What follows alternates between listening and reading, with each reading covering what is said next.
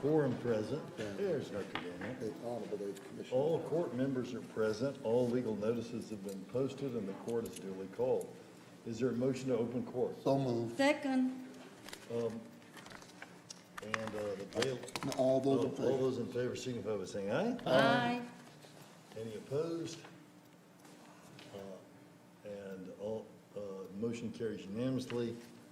Everyone, please remember, put your mask over your face. We got some folks who have it over their chin. Thanks so much. And the bailiff will please open court. All rise. The Dallas County Commissioners Court is now in session for the September 2021 term. The Honorable Clay Lewis Jenkins presiding. Please remain standing for the invocation. And our invocation today will be given by a guest of Commissioner Garcia. Thank you, Judge, colleagues, members of the audience this morning. It's my pleasure to introduce Mr. Blake Lindsay, Manager of Communications and Outreach with Envision Dallas. Totally blind since infancy, Mr. Lindsay offers a unique perspective on all aspects of the Envision Dallas employment, education, and programs. He is well-known voice talent of Dallas-Fort Worth radio stations such as Kiss FM and KLUB, and managed his own production company, Blazing Blake Productions, in his free time. He produces nationwide radio and TV commercials and specialized audio branding for businesses. He has also authored 2 books, Out of Sight Living, A Sightless Person with Pure Vision, as well as Blind for a Purpose, Turning Life Challenges into Purpose in Life. Prior to joining Envision Dallas, Mr. Lindsay worked with Zig Ziglar Corporation, the Dallas Area Rapid Transit, and Bank of America. He attended Brookhaven Community College.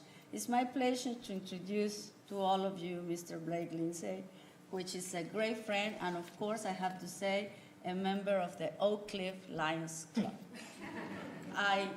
We have to always say that. Thank you, Blake, for being with us today. You know I admire you, and I really appreciate your friendship. He should be on the queue.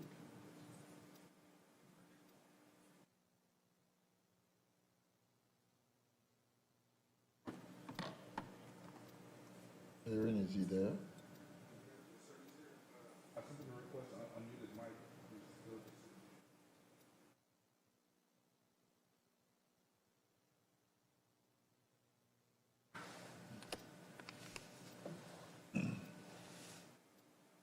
Do we need to tell him to unmute his mic?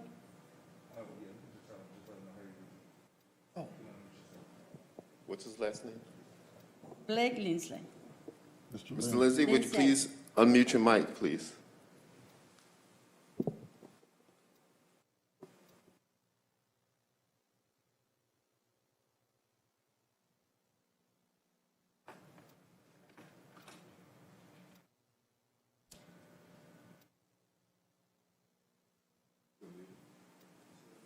I think there's Mr. Lindsay, I think there's a button at the bottom of the screen, one that has video and one that has a microphone. We sing a round of amen. Mr. Lindsay, you have to hit the unmute button. We can't hear you, sir.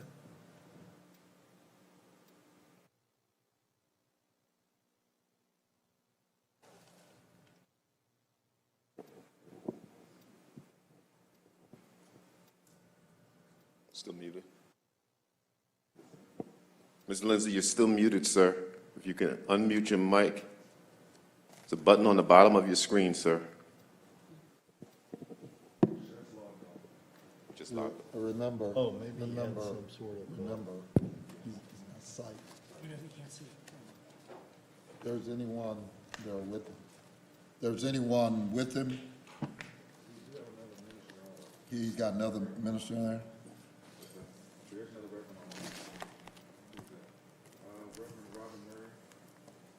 Reverend Robin who? Is he with Mr. Lindsay?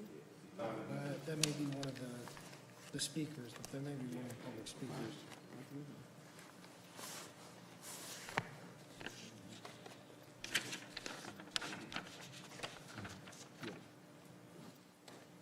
said that in her introduction. So the other reverend is there, Ernest? I think this is one of the speakers from Dayton, Texas. Right. Is it Reverend Robin Murray? Okay, yeah, that's one of the speakers. Which one? Dayton, Texas? Yeah. Well, Did you log back on? Okay. okay, Well, well, if Reverend Murray is there, how about Reverend Murray open us in prayer? June Hunt is here. Oh, okay.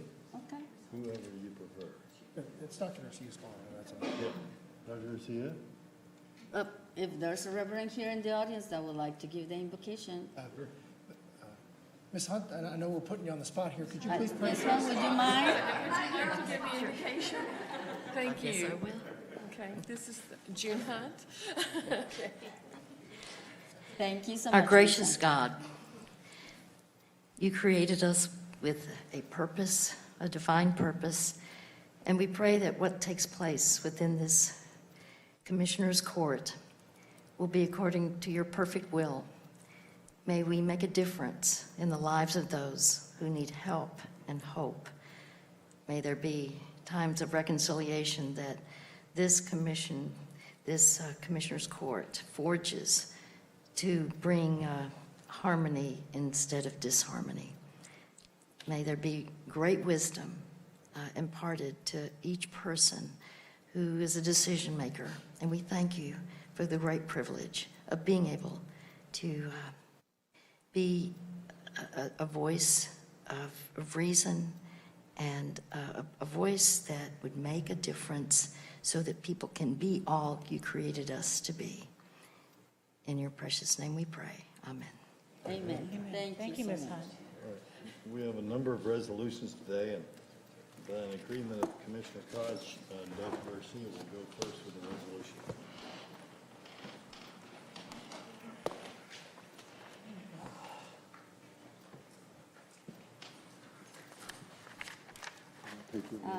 Yes, we will take my resolution first, and I appreciate Commissioner Koch allowing me to read it first. There were just one change that we had to do. And it's my pleasure to recognize today National Hispanic Heritage Month. And as we continue to grow as a nation, as we continue to work into a democracy, you know, it's good, you know, to read this resolution. While we still have a lot of challenges, Commissioner Price, when we still have a comprehensive immigration reform that is needed more than any in these current times, the resolution reads as follows. Whereas National Hispanic Heritage Month is an annual celebration of the history and culture of the U.S., Latinos, and Hispanic communities. The event, which spans from September 15 to October 15, commemorates how those communities have influenced and contributed to American society at large. And whereas the term Hispanic or Latino, or the more recent term Latinx, refers to a person, culture, or origin, regardless of race. On the 2020 census form, people were counted as Hispanic or Latinos or Spanish if they could identify as having Mexican, Mexican-American, Chicano, Puerto Rican, Cuban, or another Hispanic, Latino, or Spanish origin. And whereas National Hispanic Heritage Month actually began as a commemorative week when it was first introduced in June of 1968 by California Congressman George E. Brown. The push to recognize the contributions of the Latino community had gained momentum throughout the 1960s when the civil rights movement was at its peak, and there was a growing awareness of the United States' multicultural identities. And whereas Congressman Brown, who represented East Los Angeles and a large portion of San Gabriel Valley, both heavily populated by members of the Hispanic and Latinx communities, wanted to recognize the role played by those communities throughout American history. And whereas on September 17, 1968, Congress passed Public Law 9048, officially authorizing and requesting the President to issue annual proclamation declaring September 15 or 16 to mark the beginning of the National Hispanic Heritage Week, and call upon the people of the United States to observe such week with appropriate ceremonies and activities. And whereas, on the same day, President Lyndon B. Johnson issued the first National Hispanic Heritage Week presidential proclamation. And in 1988, during President Ronald Reagan's term, the observance was extended to a month. And whereas in Dallas County, 40.8% of the people are Hispanic, 1.7 million people, in 2019 there were 1.1 times more white Hispanic residents, 836,000 people in Dallas County, Texas. There are any other race or ethnicity. This is the significance when we consider their contribution to the economy, education, and culture in our cities and communities. Whereas every year, organizations in Dallas County host events to commemorate National Hispanic Heritage Month. This year, we joined many organizations, but we recognize the following: the Dallas Mexican American Historical League, the Latino Cultural Center, the Grand Prairie Hispanic Chamber of Commerce, and the Hispanic Association for Culture and Education, in their festivities to promote, enhance, and revive our Hispanic culture and traditions. Now, therefore, be resolved that the Dallas County Commissioners Court does hereby recognize September 15 to October 15 as National Hispanic Heritage Month in Dallas County, and commend organizations such as the Dallas Mexican American Historical League, the Latino Cultural Center, the Hispanic Chamber of Commerce of Grand Prairie, and the Hispanic Association for Culture and Education, ASE, for their efforts in reviving and promoting the Hispanic cultures and traditions, and I so move. Second. All those in favor signify by saying aye. Aye. Any opposed? Oppose, and oppose for this reason, I want to be, And it's going to be received, Commissioner, before you go with your remarks, by Mary Dominguez Santini, Okay. President of the Hispanic Chamber of Commerce of Grand Prairie. Will the bailiff please read the rules of decorum for our public speaker? And all of our public speakers, I think we got several. All Commissioner Court attendees are hereby advised that this meeting is conducted in accordance with the provisions of Dallas County Code, Section 74-71. Visitors and registered speakers are to preserve order and decorum at all times. Personal, profane, or slanderous remarks are not appropriate and will not be allowed at any time during this public meeting. Any and all applause is to be kept brief in observance of time constraints. Disruptive visitors and or registered speakers may be removed and are subject to the penalties provided in the State of Texas Penal Code, Sections 38.13, 42.01, and 42.05. Registered individual speakers are limited to a maximum of 3 minutes, and the maximum discussion on any one topic is limited to 30 minutes. Thank you. And that motion, by the way, carries 4-1. And we do have a public speaker, that is Maria Dominguez. No, she's receiving the resolution, Judge, but it's okay. Oh, okay. Well, she's on here as a speaker, so she's not here. No, she should be in the queue. Okay. Well, go ahead, Ms. Dominguez Santini. Do you have anything to say? Mary, are you there? Good morning, everybody. Good morning. Good morning. Buenos dias. Buenos dias. It is with honor that I accept the resolution. I thank you very much, Commissioner Garcia, and all the Commissioners Court for this wonderful recognition for all the Hispanic community. In honor of all the great contributions made by Hispanic, this is one more celebration highlight that brings us the opportunity to showcase our culture and persevere it in a fashionable way. It is important that we promote cultural awareness and the perseverance of our cultura with everybody, Hispanic and non-Hispanic. So it is my honor to receive it, and I thank you very much for your hard work of all the commissioners in this wonderful Dallas County. Thank you. Thank you. Muchas gracias, Mary. Thank you. Yes, thank you. Yeah, Commissioner Price, you have comments? Yeah. You know, the Mexicans came, and we never saw them. The Guatemalans came, and we didn't see them. The Venezuelans came, and there was no hint of it.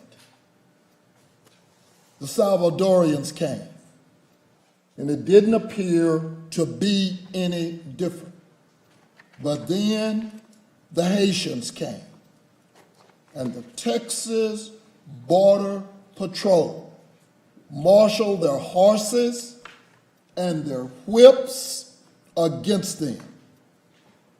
Could this be a coincidence? No.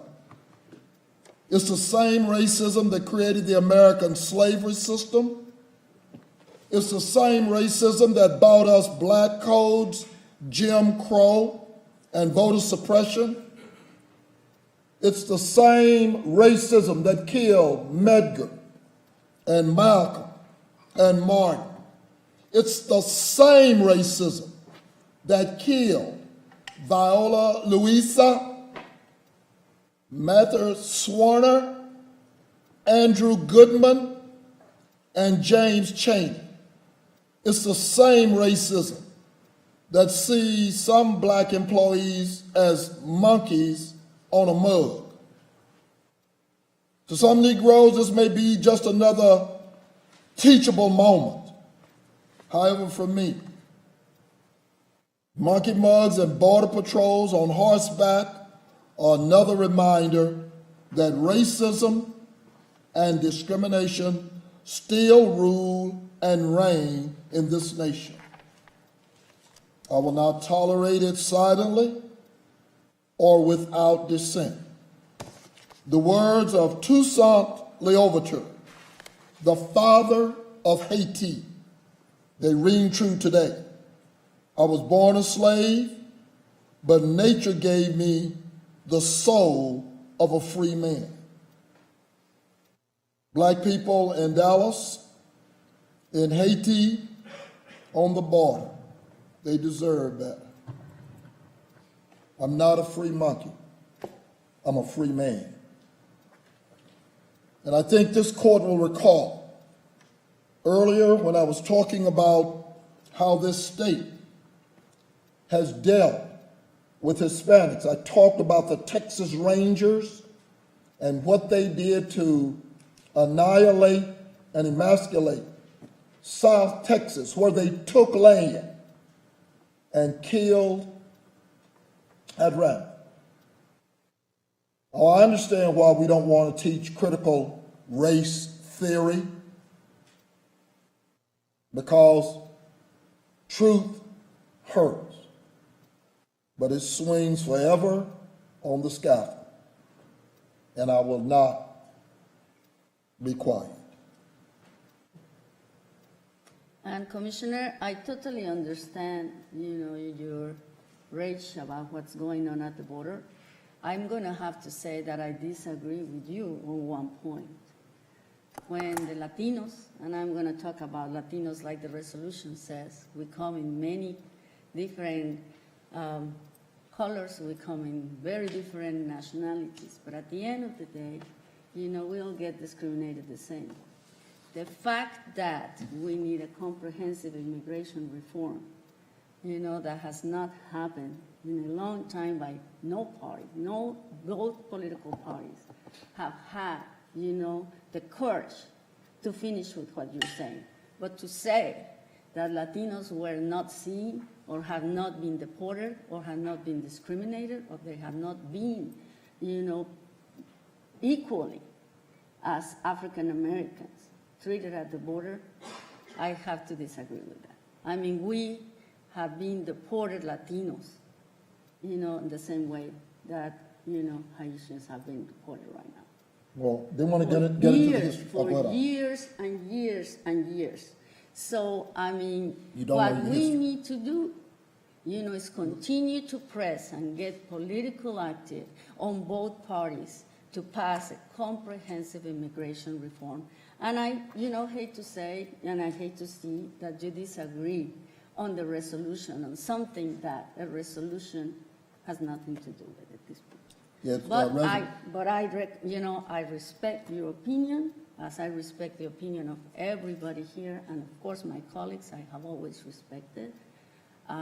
If you want to dissent on the resolution, I totally understand. I just want to check on the record that, Latinos have been deported, and the asylums have been changed, and the rules have been changed on hiring, and we still have not fixed what is really the problem, a comprehensive immigration reform and asylum guidance. And that's what Well, I hate to help you with your the historical perspective, but as Haitians have come into Florida over the past decades, they built chain link fences around them and they deported them back. The only reason I'm bringing it up today is because when 14,000 show up at the Texas international border, all of a sudden, a border patrol that is predominantly Hispanic, given by a Hispanic director, you bring horses and whips. I have not seen that. Nothing is wrong with my eyesight. I have not seen that. And people have come by. You're exactly right. They've been deported. But to have that kind of abuse publicly. And the public abuse is what causes rage. But now, if through the history of Texas, if we see about the Texas Rangers, as you mentioned, they have also slaughtered Latino communities. We have recognized, what happened in Porvenir, Las Matanzas, where, a lot of, Mexican Americans were slaughtered. So, again, while I respect your opinion and I totally understand your rage, the problem is not Hispanic Heritage Month. The problem is a broken, comprehensive immigration system and an asylum system. That's it. You can call the All right, question. our next two resolutions are from Commissioner Koch. So I am grateful that Dr. Garcia got to set the table. There's certainly some redundant facts in here, but there is something extremely special about this resolution, and I think it's a very significant step in Farmers Branch's evolution in moving past some very dark days that we can all quite recently remember. So, Repeat what you just said. I was trying to hear you. What did you say? This represents the city of Farmers Branch's evolution and moving past some dark days. I thought you said dark days. Dark days. Okay. Commissioner. That is a pejorative term that usually refers to. Anyway. Farmers Branch Hispanic Heritage Month celebration. Whereas National Hispanic Heritage Month is celebrated from September 15th to October 15th every year. It is a month dedicated to honoring cultures and contributions of both Hispanic and Latino communities, and also celebrates the independence days of several Latin American countries, including Costa Rica, El Salvador, Guatemala, Honduras, and Nicaragua on September 15th, Mexico on September 16th, and Chile on September 18th. And whereas the observation started in 1968 as Hispanic Heritage Week under President Lyndon B. Johnson, and in 1988, the observation was expanded to cover a 30-day period by President Ronald Reagan. Since then, Hispanic Heritage Month has been celebrated nationwide with festivals, art shows, conferences, and community gatherings. And whereas Hispanic and Latino American men and women embody the American values of devotion to faith and family, hard work, and patriotism through their countless contributions as leaders, innovators, entrepreneurs, and members of our armed forces, and continue to enhance and shape our national character with centuries-old traditions that reflect the multi-ethnic and multicultural customs of their communities while adding their own distinct and dynamic perspectives to the story of our country. And whereas on September 25th, the City of Farmers Branch will host Viva Farmers Branch, the city's inaugural Hispanic Heritage Month celebration in partnership with community organizations to embrace and celebrate the diversity of the City of Farmers Branch and learn about Hispanic cultures through music, dance, and other presentations. This month's theme, Esperanza, a celebration of Hispanic heritage and hope, invites us to celebrate Hispanic heritage and to reflect on how great our tomorrow can be if we hold on to our resilience and hope. Now, therefore, be it resolved that the Dallas County Commissioners Court honors the Hispanic and Latino communities and their contributions in Farmers Branch and throughout Dallas County and beyond, celebrates their diverse cultures, and commits working toward a stronger, more inclusive, and prosperous society for all. And I so move. And I second. All those in favor, signify by saying aye. Aye. Any opposed? Opposed? All right, motion carries 4-1. Be consistent. Commissioner Koch has the next resolution. Oh, Oh, I'm sorry. No, Please have come forward, Crystal and everyone. My we have apologies. a speaker and Councilwoman Cottrell, over time. Thank you so much. My name is Mayor Pro Tem Cristal Retana, and I have the honor of representing District 1 for the City of Farmers Branch. Judge and Commissioners, thank you so much for the opportunity to be before you today, and Commissioner Koch for this very special recognition. 15 years ago, no one would have believed that Farmers Branch would be hosting a celebration like this in our community.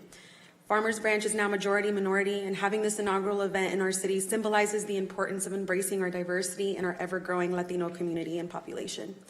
This Hispanic Heritage Month celebration has been something that many of our community leaders have strived for a very long time, and some are actually joining me here today. Lizeth Cadena, a local realtor who grew up in Farmers Branch, and Elizabeth Villafranca, a longtime community advocate and local business owner. It is truly taking a village to make this happen in our community with the support of our council and even financial support from local businesses, and who are eager to engage with us. I'm excited for this to be the first of many celebrations to come. We hope you can join us on September 25th as we showcase our culture, our students, and through music and dance, celebrate the many accomplishments of our Latino community in our city in a park. Thank you so much for your time today, and thank you, Commissioner Koch, for this very special recognition. Thank you. Councilwoman, Mayor Pro Tem. Mayor, it's good to see you again. I saw you, met you for the first time. With similar, under very similar kind of circumstances, with the opportunity to comment about the issue of the inequities in this county. And today, while Dr. Garcia would try to manage the narrative toward a resolution, it is an overall system, as she said. And all I say is that unfortunately, when people who look like me, regardless of what language they speak, and a lot of Haitians and Dominicans and all speak Spanish, but when they look like me, America takes a total different action. I have never seen in this country, people have been deported. I've never seen them send buses and planes, but the horseback is for the record. And I must be true to myself. Good to see you. Good to see you too, sir. Thank you so much. Thank you, Mayor Pro Tem Retama. I'm very happy that Farmers Branch, for the first time is going to have this celebration. And, Commissioner Price, no, we have seen it before. It's right here. And it's not only been, African Americans, it's been children in buses. So, inequities do exist, but, as elected officials, we will continue to work to be sure that, we put the political pressure that we need to do to change what is injustice. But that was under the 666 administration prior. What bothers me is it's the same, this is, and I'm not giving this administration a bye. Well, this was during the last administration. I understand. That's what I So- said. And the administration before that too. So anyway, with that being said, we have a lot of work to do. Thank you all for being here, and we hope we can join you on the 25th. Thank you, Commissioner Koch. Commissioner, Mayor Pro Tem, if you could put your mask back on, thanks. Go ahead, Commissioner, you have another? So, wonderfully appropriate that we get to talk about hope now. My next resolution honors June Hunt, certainly a beacon of hope in our community. Whereas June Hunt entered this world on the last day of the year of 1944 in Dallas, Texas, to Ruth Ray and H.L. Hunt, and became a member of an iconic Texas family. And whereas June attended Hockaday School and graduated from Southern Methodist University in 1966 with a Bachelor of Music degree, planning to use the gift God had planted in her heart for his service, and went on to use her music talent in ministry when she toured Vietnam in 1969 with the USO and performed at the Dove Awards in 1972. She released her first musical recording in 1983 called The Whisper of My Heart. And whereas June also pursued a Master of Arts degrees in counseling from Criswell College in Dallas to prepare her for future ministry and begin her working career at First Baptist Church in downtown Dallas, where she evolved into a conference speaker. She became aware of the need to help people find the answers to their questions about life, leading her to create a curriculum for Bible study that helped people find the answers to what does the Bible say about this topics. And whereas June continued her ministry during the 80s as she taught weekly Bible studies in her home. In 1986, she founded a broadcast ministry called Hope for the Heart that debuted on 23 stations, teaching counseling through the Bible. In 1989, because of her belief that there are no hopeless situations, only people who have grown hopeless, there are really biblical solutions for all of life's struggles. And whereas June's ministry has grown to global proportions and has branched out to include abortion recovery ministry, as well as numerous books offering hope and counsel to complement the Hope in the Night radio program that airs overnight. In 2008, ground was broken for the Hope Center, a successful one-of-a-kind Christian nonprofit, 185,000 square foot building built to house 40-plus Christian ministries to enable them to work together and maximize their efforts for better synergy, greater stewardship, and wider outreach. Whereas June has received numerous awards from the National Religious Broadcasters, NRB, with her first award in 1986 for Best New Broadcast for Hope for the Heart. She was also a recipient of the Broadcast Ministry of the Year Award in 1989 and the NRB's Board of Directors Award in 2011 for making a significant impact on society, NRB's Media Impact Award in 2012, as well as numerous other awards and achievements. Now, therefore, be it resolved that the Dallas County Commissioners Court and the citizens of Dallas County congratulate June Hunt for being awarded the most prestigious award, the Hall of Fame Award, that is given to an individual NRB member for their invaluable contribution to the field of Christian communications, exhibition of the highest standards, and evidence of faithfulness in Christ in serving those with physical, emotional, and spiritual needs, and living a life dedicated to spreading the gospel of hope, healing, and salvation that is available to all. And I so move. And I second. All those in favor, signify by saying aye. Aye. Any opposed? Motion carries unanimously. Thank you. I'm honored to be here in behalf of the Ministry of Hope for the Heart. What we present is biblical hope and practical help on over 100 topics, including anger, abuse, various kinds of abuse.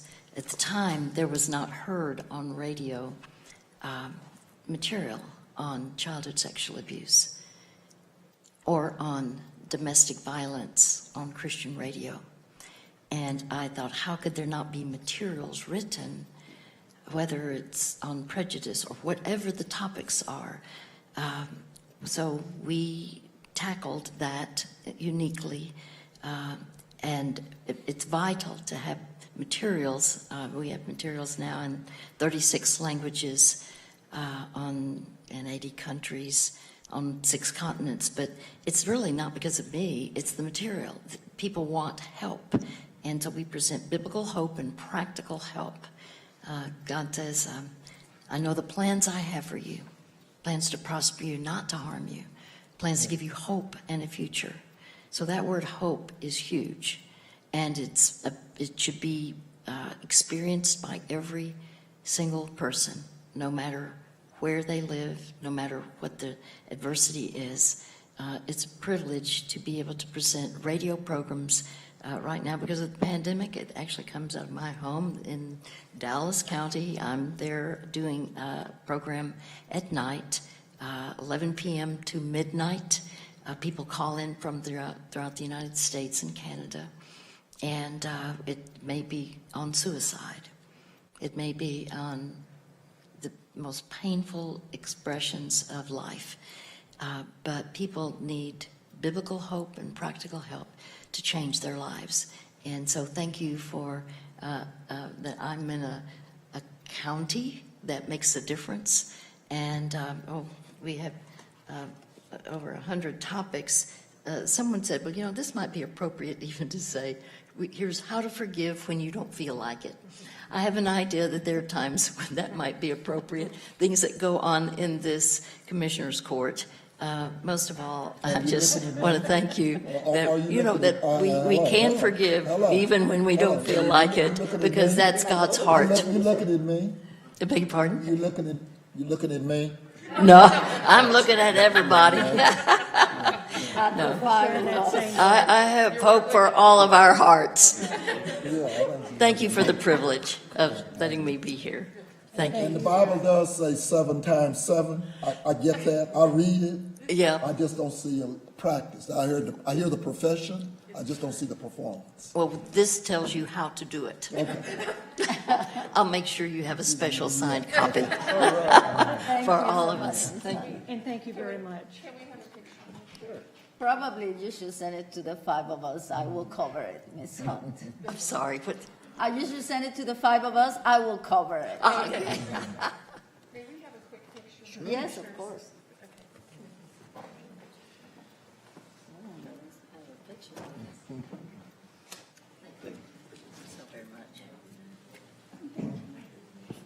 Thank you so much for coming.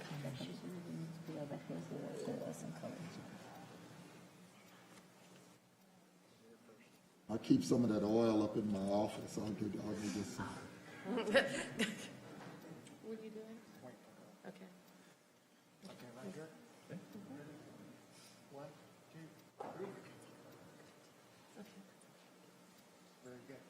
Mayor Pro Tem, would you like to come as well after we finish here?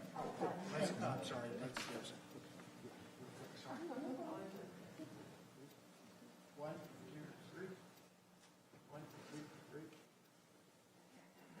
Thank you so much. So much. I want you to speak. Thank you.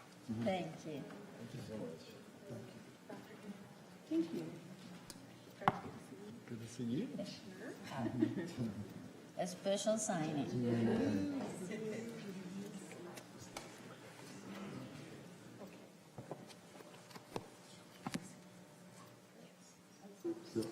Oh, it's okay, Tim. We'll get you.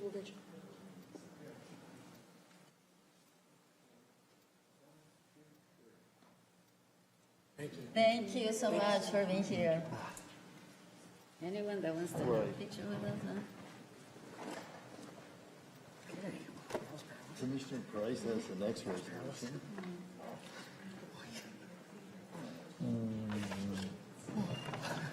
The nationwide. The retirement readiness. Yeah. Retirement readiness. Yeah. I know, I Are can't- they in the house? I don't even think they're in the house. Oh, yes, they are. Come on. Now, come on.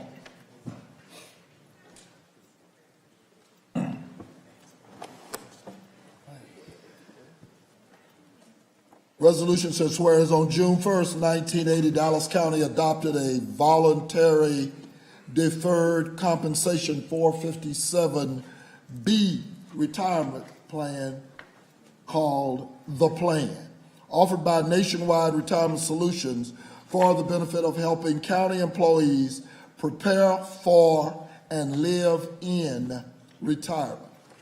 Whereas Dallas County continues to be at the forefront of retirement planning for its employees.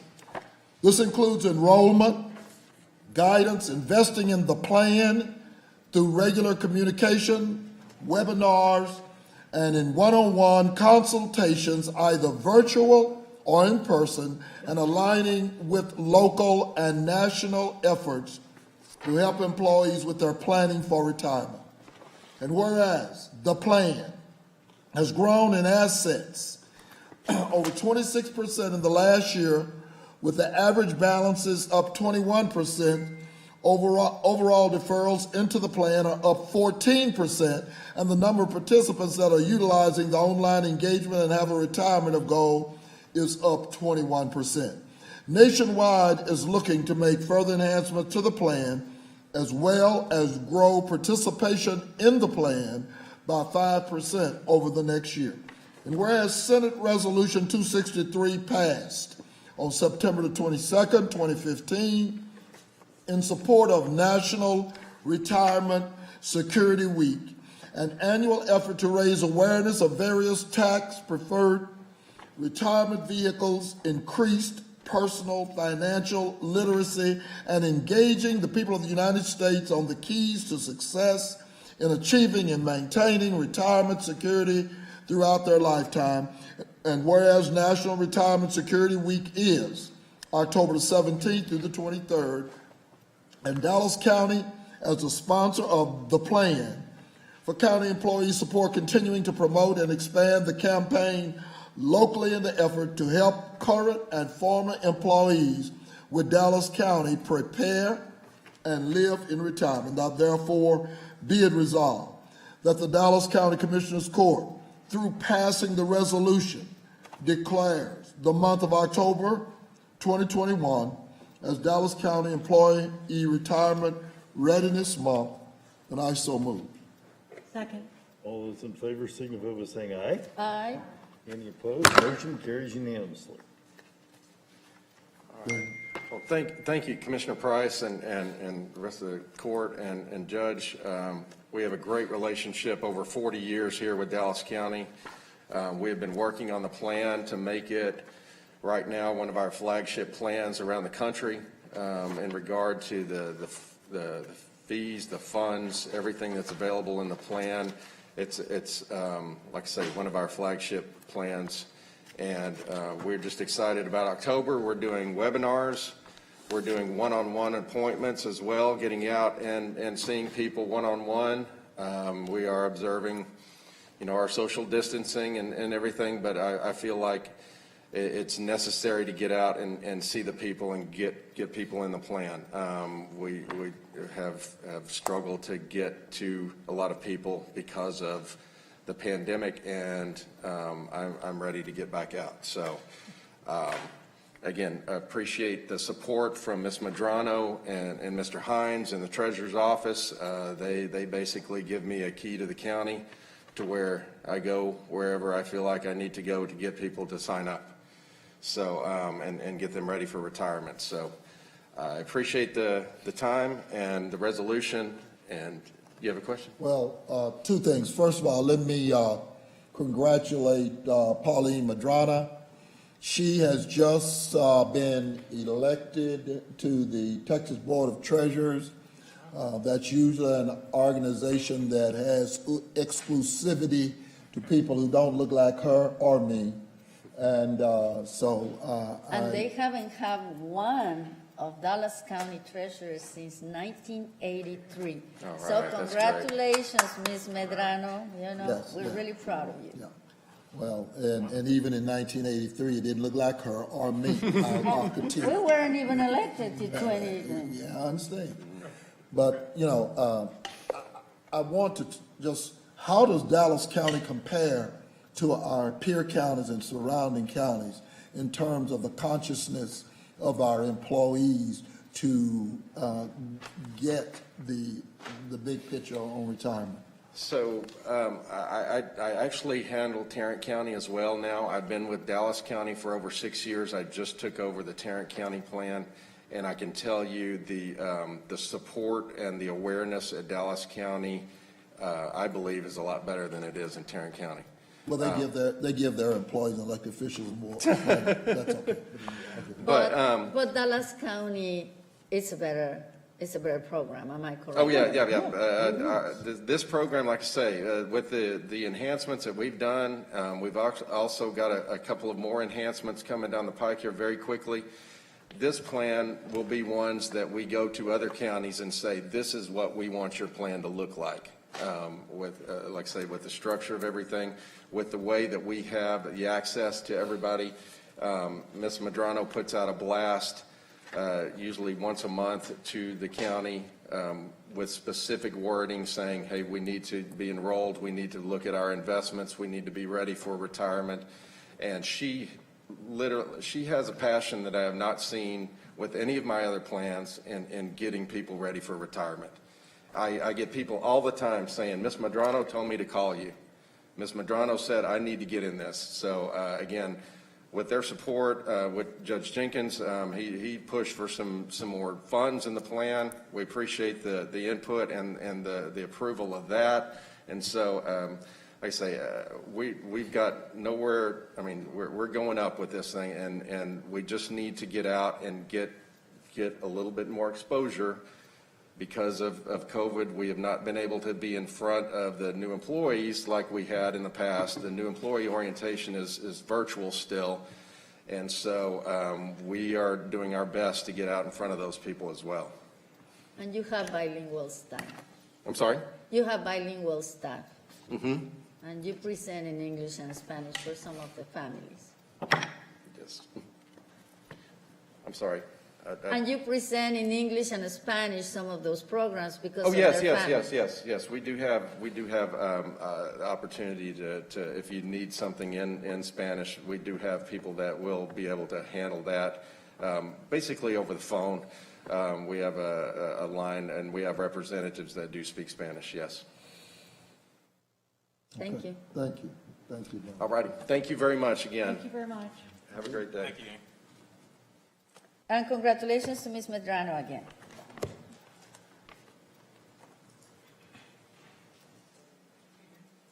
Judge? Okay. All right, I think I've got the next two resolutions. I think we're done. Yes, yours. Voter registration day. I can't believe it's already voter registration. I've got a resolution for Huh? National Voter Registration Day. And I don't know if there's anybody here for that or not. If they are, please come forward. And that resolution reads as follows.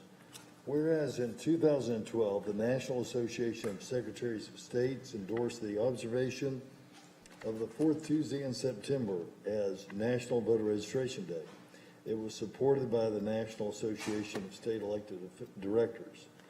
And whereas National Voter Registration Day is a day of civic unity, it is an occasion to set aside differences and celebrate democracy and the rights and opportunities we all share as Americans. Whereas democracy's most precious, inalienable right is the right to vote, strongly forged and established by the 1st, 13th, 14th, 15th, 19th, 23rd, 24th, and 26th Amendments to the United States Constitution. And whereas the right to vote of every citizen protects advances of all other rights of our great Constitution. Our form of government depends on the democratic electoral process. And whereas every year, millions of Americans find themselves unable to vote because they miss a registration deadline, do not update their registration, are not sure how to register. And whereas citizens cannot vote unless and until they are registered to vote. In order to vote in an election, citizens must submit a voter registration application, adding them to or correcting their current registration records 30 days before an election. And whereas in Texas, it is the fundamental responsibility of every citizen to know of, contribute to, and participate in the electoral process by exercising their constitutional right to vote. And whereas Dallas County, Texas has over 2.6 million residents, of which 1,321,625, or 51%, are registered to vote. 129,011, or 9.76% of the registered voters, voted in the 2019 constitutional and joint election. 83,280, or 6.52% of the registered voters, voted in the constitutional election of 2017, and 108,641, or 9.06% of them, voted in the constitutional and joint election of 2015. And whereas, in order to encourage those who have not fully embraced their rights and responsibilities as citizens, efforts must be taken to increase education, registration, and participation. The community, through the Dallas County Elections Department, must expand opportunities for voter education and nonpartisan voter registration. And whereas in 2020, over 1,554,920 voters used National Voter Registration Day to register to vote in all 50 states. This is the biggest national voter registration day in history. Each year, the holiday growing number of local partners engage upwards of 10 to 20 local volunteers, 10 to 20,000 local volunteers. With new technology and leveraging partners, citizens in all 50 states will be educated on how to register, sign up for election reminders, check for registration online, get mail ballots, learn about early voting, and more. And whereas, in observance of National Voter Registration Day this year, volunteers and organizations from all over the country will go out in a single day of coordinated field technology and media efforts on Tuesday, September 28, 2021, to create broad awareness of voter registration opportunities by reaching out to tens of thousands of voters who may not register otherwise. Now, therefore, be it resolved, the Dallas County Commissioners Court does hereby recognize September 28, 2021 as National Voter Registration Day in Dallas County. And Second. Oh, sorry. almost, and encourages all citizens to appreciate their vote, their right to vote by registering to vote and promoting participation in the electoral process to their friends, family, neighbors, in local and state and national elections. And I so move. Dr. Garcia, second. And I second, and with this mask, I cannot even hear when you're about to finish. And we do have Michael Scarpello and Esmeralda Garcia from the Elections Department to speak on this resolution somewhere. Oh, we got a voter, right? All those in favor signify by saying aye. Aye. Any opposed? Motion carries unanimously. Mr. Scarpello and Ms. Garcia, you all online? Jenkins. Hello, can you guys hear me? I can hear you. Great. Judge Jenkins and Commissioners, thank you so much for passing this important resolution recognizing National Voter Registration Day. As you know, registering voters is a very important part of our mission here at the Elections Department. And we have a great team out here that works with hundreds of volunteers on a daily basis to help us register voters. And leading that team is our voter registration outreach coordinator, Esmeralda Garcia. And she's here with us to just say a few words to tell you about some of the activities that we're planning for this next week or so. So I'm going to go ahead and back away. So let Esmeralda jump in and here you go, Esmeralda. Good morning, Commissioners Court. Thank you, Judge Jenkins. Yes, through the month of September, we have a couple of events planned out through till October 1st. We're going to be at tax offices, libraries. Specifically on the 25th, which is this Saturday, we're going to be at Clyde Warren Park. Right there, we're going to be doing equipment demonstration. We're also going to be doing voter education. Throughout the month, we're going to have events also on the 28th from 10 a.m. to 3 p.m. We're going to be at multiple tax offices and also at Clyde Warren Park again. So to see a full list of everything that we got planned in our website on our main page. And if also anybody wants to volunteer, they can also sign up on there. So thank you, Judge Jenkins, for this resolution. Thank you, Ms. Garcia and Mr. Scarpello. We will look and hopefully we can see you this weekend. Thank you all. Let's get everybody registered. Yep. All right, I'll also have the next resolution honoring our employees of the month. And I don't believe any of our employees of the month are here, but if you are, feel free to come forward. And if you're watching online, we so appreciate you. And that resolution reads as follows. Whereas Dallas County is in its 9th year of recognizing key members of our workforce for their outstanding performance in their everyday duties, the Dallas County Employee Recognition Program was established in 2012 to formally salute employees chosen as Employee of the Month and have their names written in the record of Dallas County. And whereas this annual program allows elected officials and department directors to select employees who rise to the challenge of public service and represent the first-class public sector organization we strive to be. And whereas the employees recognized today have been chosen for their hard work and dedication to meeting the demands of their individual positions and the overall strategic plan set each year by the Commissioners Court. And whereas those who interact with Dallas County, our employees, represent who we are as a public entity. The efforts by the employees listed below ensure that the public sees Dallas County at its best. These recognized employees perform above expectation and ensure that Dallas County continues to be a regional leader and the destination of choice for residents and businesses. The Dallas County Employee Recognition Program sets each of them apart as a model employee worthy of this honor. Now, therefore, be it resolved, the Dallas County Commissioners Court does hereby salute the following employees. Durja Mothika at the Criminal Justice Department, Marcella Page Williams at the District Attorney's, Mary Walton with the Fire Marshal Unincorporated Services, Melody Frazier with Juvenile, Jessica Gomez with Pretrial, Shaniqua Johnson with Pretrial, Candace Castaneda with the Sheriff, Augustine Chavez with the Sheriff, Uchi Anabor with the Sheriff, Yvonne Bunkley with the Tax Office. And I so move. Second. All those in favor signify by saying aye. Aye. Any opposed? Motion carries unanimously. Thank you all so much for your great work in difficult times. And our last resolution today. Can't do it without them.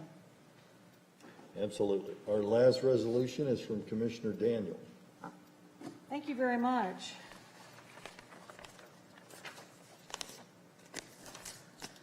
I would like to take a moment to talk a little bit about National Recovery Month. Whereas the COVID-19 pandemic has taken an enormous toll on the lives of the American people, especially those struggling with substance use disorder. While many have continued on their path towards recovery, even while facing the additional physical, emotional, and economic hardships brought about by the pandemic, others have struggled. During National Recovery Month, we celebrate the millions of Americans who have achieved recovery and reaffirm our commitment to helping more Americans overcome substance use disorder and reach recovery. Whereas we also support those who are still struggling to achieve recovery and dedicate ourselves to overcoming these challenges together. This year's theme, Recovery is for everyone, every person, every family, every community, emphasizes that recovery is possible for all Americans. We honor that many pathways to recovery and will support individuals and their families at every step along their journey in whatever form it takes. Whereas the work ahead includes making treatment and recovery support services accessible to all Americans. The American Rescue Plan delivered nearly $4 billion to strengthen and expand mental health and substance abuse disorder services. With these funds, we can also continue to work to expand employment opportunities for people in recovery and foster the development of recovery-ready workplace policies and cultures. Helping those in recovery to attain economic opportunity and mobility will not only improve their well-being, but also benefit our nation as a whole. These investments will lay the foundation upon which more Americans of all backgrounds and in every community can build and maintain long-term recovery. Whereas while opportunities for recovery should be available for everyone, those with substance use disorders in racially diverse, tribal, rural, and other underserved communities often lack access to the support services that they need to receive treatment and sustain their recovery. Research also shows that a treatment gap lingers between people of color and their white neighbors. People of color not only have less access to support services for addiction, but are also subject to harsher penalties when addiction leads to interaction with the criminal justice system. To address this, we are working towards a government-wide approach to advancing equity, including in our criminal justice approaches to drug policy. Whereas during National Recovery Month, we also honor and thank those who have helped our nation heal and build back better. In the face of unprecedented challenges this past year, our nation's healthcare providers have delivered essential care and hope to individuals, families, and communities in need. On the front lines of the addiction epidemic, they have ensured our nation's system of care remains intact, facilitating treatment and recovery. As always, we celebrate the resilience and courage of the recovery community, which serves as a reminder that recovery is possible for everyone. Now therefore be it resolved that Dallas County Commissioners do hereby proclaim September 2021 as National Recovery Month. We call upon all citizens, governmental agencies, private businesses, nonprofit organizations, and other groups to take action to promote recovery and improve the health of our nation. In witness whereof we have hereunto set my hand this 21st day of September in the month of our Lord 2021, and I so move. And I second. I yield. Okay. I yield. All right, seconded by Commissioner Koch. All those in favor signify by saying aye. Aye. Motion carries unanimously. And we are blessed with 3 speakers on this, and I would like to first of all recognize Obi Bussey, who is here with us. If you could come forward. And he's with the Adult Rehabilitation Ministry, or ARM, in Dallas. Thank you very much for coming today. Thank you. It is a privilege to be able to come and to speak about Recovery Month. As Commissioner Daniel said, that the theme is for recovery for everyone, every person, every family, and every community. And the emphasis is that recovery is for everyone. And as she talked about the disparities, we know that there is a disparity in the healthcare system and for people in recovery. I am the executive director of a program called the Adult Rehabilitation Ministry in the bottom, not too far from here. And we've been providing treatment for men and women who couldn't afford to go to other places and get treatment. We've been doing this for 32 years. And it's a 6 months to a year program, and we provide the full wraparound services as far as psychological evaluations, social workers, licensed professional counselors, peer support services. And we've been doing this for a long time. And even this year with this theme, it's been a unique time for our country and for the healthcare system and recovery, where we didn't get to shut down, and we've seen the numbers steadily rise for relapse and suicide and mental health issues. And this is a fight that we have to continue to fight, and we're excited that this thing called Recovery Month, where we can just focus on recovery and mental health issues. Thank you. Before he leaves, I've had the occasion to work and with not only this ministry, but this church. And as we continue to look forward to working with them, not only with the development that's going around them, but with them redesigning the areas in which they continue to work. we at Dallas County utilize this program. Some of our judges, Judge Leela Mays, I know, utilizes this program, and a number of us have been there for years. So to Reverend Vincent Parker, to the Armed Ministry, and to those visionaries who saw this years ago, thank you. Thank you for the work you continue to do in the bottom, because the people down there are not at the bottom. They may be at the bottom, but you're taking them to where they're supposed to be. And so I just want to say thank you. And thank you for doing it in all communities with different backgrounds and different languages. I know Judge Mays has done a tremendous job working with you as well, and she's a representative of NITBA. So Absolutely. we really appreciate all the work you all do. Thank you. Thank you, Mr. Bussey. Appreciate you being here.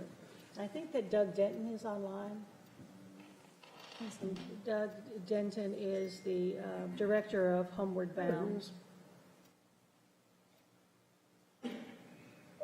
You're muted, Doug. Mr. Denton, there you go. I think he's on mute.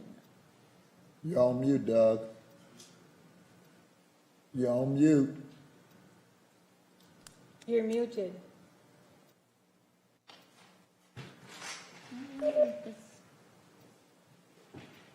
Good morning, Commissioners. Thank you, Judge Jenkins, Commissioners Court, for letting me come this morning. It is a great honor to celebrate Recovery Month, especially in the day of COVID. COVID-19 is decimating so many populations in our community. And on top of that, the National Institute of Drug Abuse just released data from 2020 that over 93,000 Americans have died from opioid overdoses, a rise of 30%. All categories of substance use disorder issues in our community have increased. That is stimulants, methamphetamines, cocaine, alcohol, benzodiazepines are being seen in our emergency rooms at record numbers. This recognition of Recovery Month indicates that there is a resilient population who are in turn sending their energies to try to stem this problem in our community. At Homeward Bound, over 60% of our staff, we're well known as a second chance employer, are in recovery themselves and lend their strength, hope, and faith to working with those who are still struggling to move toward recovery. And so I thank you all very much for this recognition. Thank you, Commissioner Daniel, for sponsoring this resolution. And if there's anything I can do beyond thanking the court for their support of recovery in our community, recovery and treatment in our community, there's no words that can express my gratitude and the gratitude of my colleagues in the community. Thank you. Yeah. Thank you, Doug. Doug, I do want to say thank you. Thank you for always being available, whether you're local or in New York. You always answer your phone. If it's at 11 o'clock or if it's 2 o'clock in the morning, you answer your phone. That was some of the presentation that we put on last week. You are always available. When constituents call us and they're in a moment of crisis, parents, husbands, wives, they don't know what to do, your phone is always available. The new facility there at University Hills is moving in the right direction. And I just, again, want to thank you for continuing to have the vision when they no longer could accommodate you in the other district, as we saw gentrification take over. We saw you continue to hold to the vision, and you were able to go elsewhere to a very welcoming, well, a very challenging community, but a welcoming community nonetheless. And so thank you. Thank you for what you and your family does to sacrifice this community, because quiet as it's kept, we know how much of your own personal finance you continue to invest in Homeward Bound and this community. So thank you. Many years. Thank you so much, Doug, because as we all say, we're not quite done yet. And having partners close by with you who are so willing to be there and understand your topic so well, and how you can work with people for the betterment of everybody. So thank you very much for taking time out of your day to spend it with us. I would be remiss if I did not recognize Joe Powell. I think that he is online, and he is the Director of Associates Persons Affected by Addiction for the last word here. Good morning, Mr. Powell. You're on mute, Joe. You're muted. To the button at the bottom of the screen.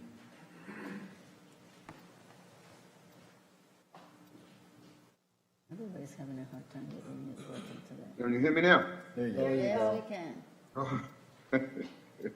Good morning, good morning, good morning. Thank you, Commissioner Daniel Gray, Commissioner KOCH, Commissioner Jenkins, Judge Jenkins, Commissioner John Wiley Price, and Commissioner Dr. Garcia. Thank you for this opportunity to celebrate and honor not only you and all that you do for Recovery Month, but also this is the 32nd year of National Recovery Month. My name is Joe Powell, and I am a young person in long-term recovery. And what that means is that it's only because of recovery that I'm able to be a father and a husband and a grandfather and a lifelong learner and a servant leader and the president and CEO of APA, the Association of Persons Affected by Addiction in Dallas now for 23 years, spreading recovery. Again, and that's only because of, again, with SAMHSA, the federal government also inviting me up there for 20 years and really doing a lot of work to put Recovery Month planning partners together and being a part of that. So this year is definitely very huge, as Doug and Obi mentioned, and Commissioner Price, I really appreciate all of y'all as champions of Recovery Month. Recovery Month is more than just addiction and substance use. Again, Recovery Month now has been inclusive of mental health and people with disabilities. It's all about health, wellness, and recovery. And it is all about, today, the equity that has to go into being healthy today. So what do we need as far as healthy? And I think that Recovery Month really tells us, again, and not only the gains that we've made so far, but again, where we are today with the pandemics, right, that we're in, not only the racial inequities, but also the social inequities, but also definitely with the pandemic of the virus. But for sure, yes, it is a rise in everything as far as substance use disorders, but mental health for sure too. And also, how do we move out of this isolation as far as with, again, with addiction, there's a lot of isolation with that. But I want to thank all of NITBA first, though, not only you, county commissioners, but also the North Texas Behavioral Health Authority for the advancement of what they're doing around the healing when it comes to diversity, equity, and inclusion. I am on the committee for the diversity, equity, and inclusion, and it's very important that we see how, and I'm on 6 different really committees around the nation, but NITBA, the North Texas Behavioral Health Authority, is the one that actually is doing a deeper dive into the communities, not only in all of the employees and providers, but also for the community to move toward equity. We have the diversity. It's very diverse in this country. It's very diverse in our counties, right?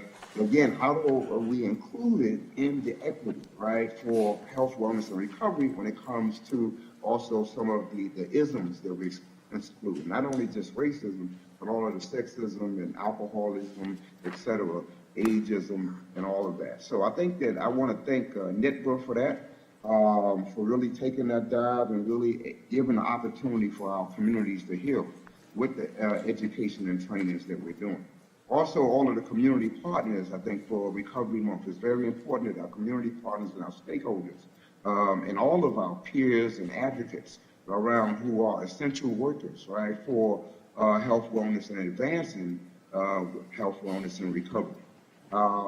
With that, I just, again, just glad that I'm here as a person in long-term recovery who also struggled with, also in the past with PTSD as well as PTSS, which stands for Post-Traumatic Slave Syndrome, okay, that also from my own history and how I've struggled with a lot of mental health in my family and addiction. So I am honored to be here today with, in this county, with you at this day and time, and to honor Recovery Month, and look forward to us really continuing for the healing of our communities and our counties. Thank you. Thank you, Joe. And thank you, Joe, for all that you do. And as you can tell, you make me smile just because, first of all, you have such a spirit, and I know that you will continue on as you say, hi, I'm Joe Powell, and I've been 32 years in sobriety. And it always just is something that gives that hope and that cheer. And also is you're that model of, yeah, you can do it, please, let's do it together. We are not done, so thank you very much for all that you do, and thank you for being here today. Thank you. And He's a young man in long-term recovery. That's right. That's right, That's right. that's Yeah. right. And I just want to, Anyway. I want to thank everyone who has spoken because they're a big part of the recovery efforts in the recovery community. And I just want to ask everyone to please celebrate recovery. I think a lot about recovery. I've lost family members to addiction, and I'm blessed by the grace of God to have some family members that are alive because they are in recovery.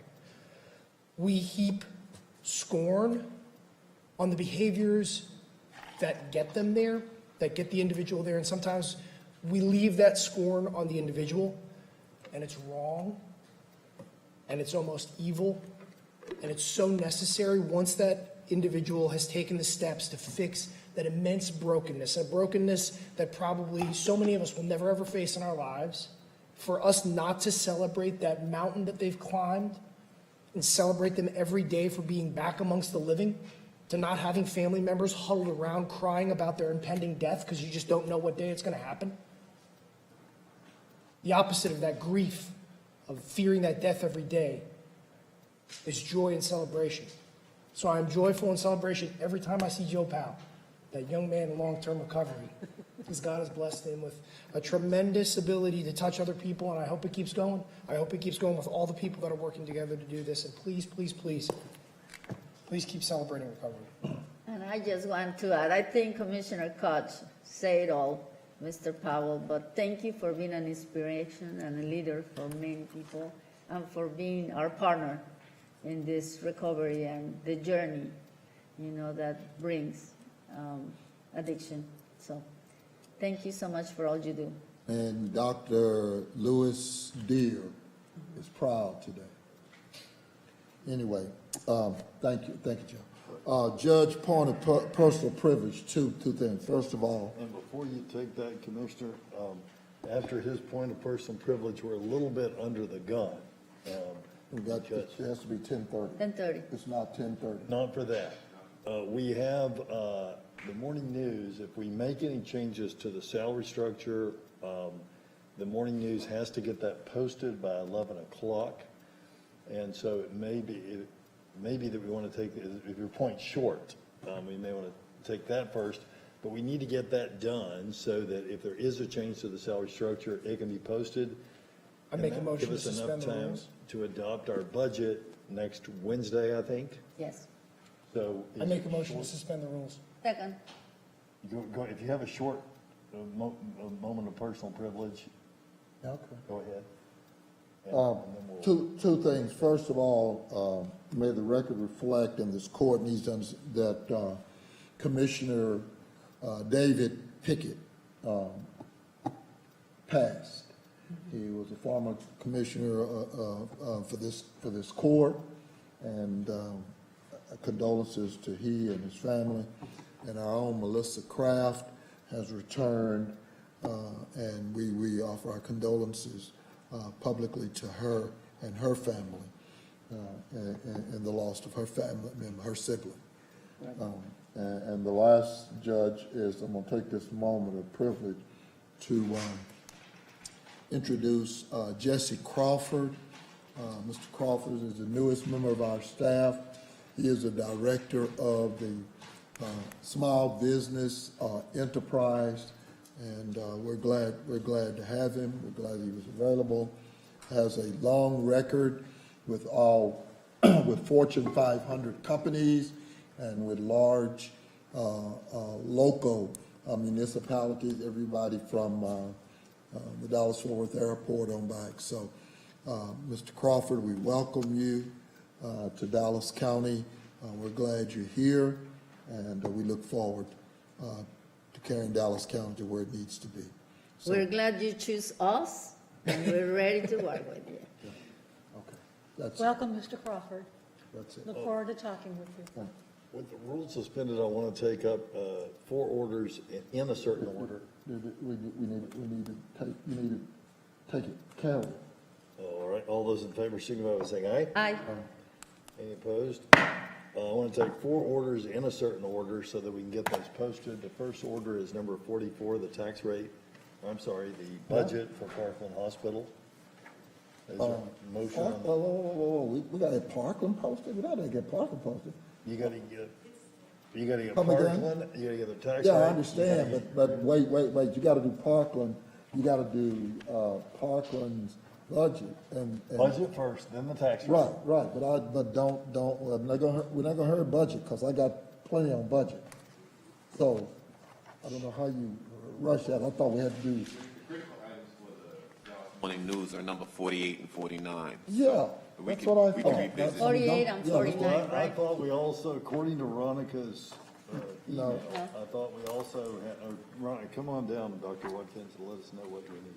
Good morning. Those just needed to be voted on separately, Judge, so they can be pulled out So the you don't need Parkland. those right now? No, just the two Okay, referring to the yeah. PCE and the, Well, You before need this is- 48 and 49, Doctor. yes. Yes, all right, let's take 48 first. So on 48, I'll lay that out as the judge of the tribunal, the grievance tribunal. We impaneled a grievance tribunal. It was 8 members of the grand jury and also the Honorable John Crusoe. They heard from, I believe it was 9 grievance. They ruled 6-3 to recommend a 2% raise to those 9 grievance. Under the Texas law, anything less than a unanimous ruling is left up to the discretion of the court. Anything below 6 is not even at the discretion of the court. They cannot grant the raises. And so that's what's before us. Is there a motion? And I understand that 3 of the grand jurors voted for 0. Yes. 3 voted to not give raises. Some voted to give a 4% raise. Yes. Some voted to give a 2% raise. There were not 6 votes for a 4% raise. I believe there might have been 3. But there were 6 votes for some amount of raise. I polled the jury and determined that those who voted for 4 also encompass 2. So they weren't opposed to 2 if they voted for 4. So that's the recommendation of the committee. And is there a motion from anyone in the body on that? So moved. Or second? Well, I guess we got to vote on it, right? So No, not if it dies for lack of a second. does anyone know this? We just according to the statute, if it dies for lack of a second, is that or? Yeah, you just have to consider it. Okay.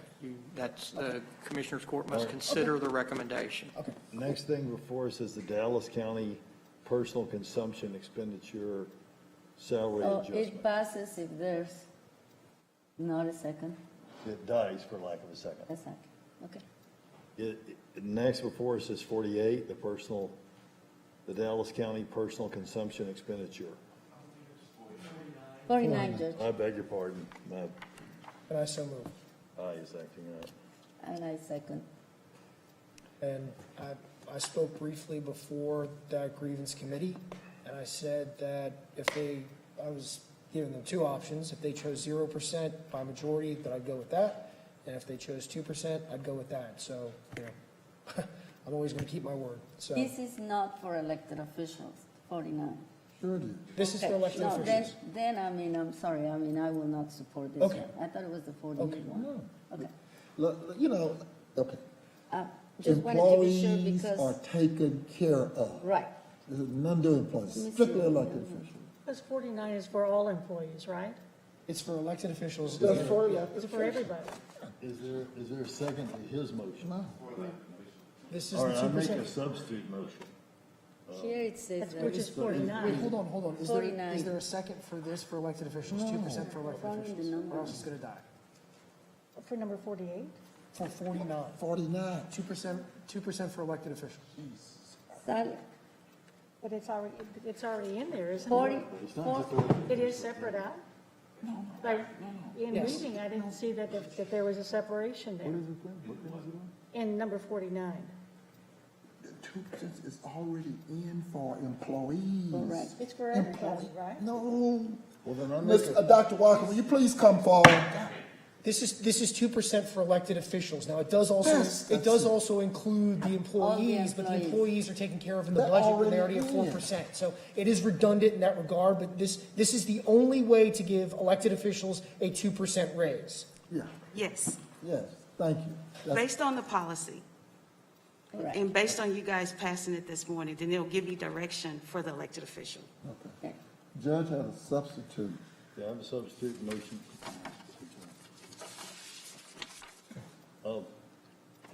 So. Are you sure you don't want to second the 2% for elected officials?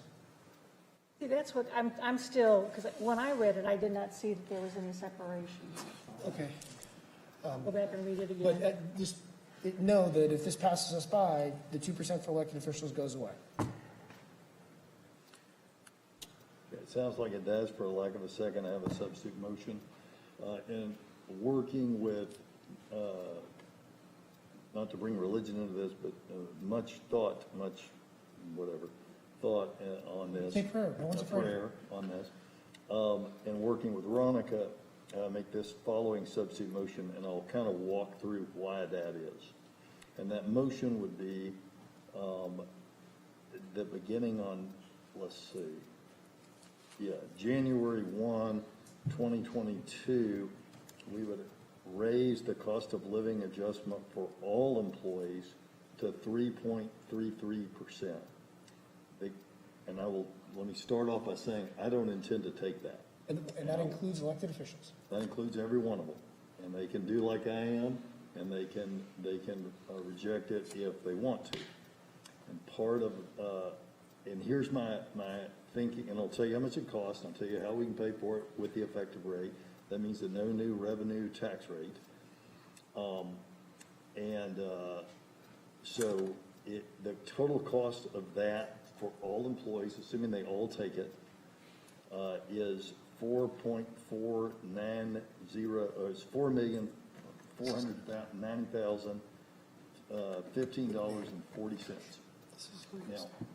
Now, what we're seeing right now with inflation is concerning. This number looks at inflation on a look back from June of June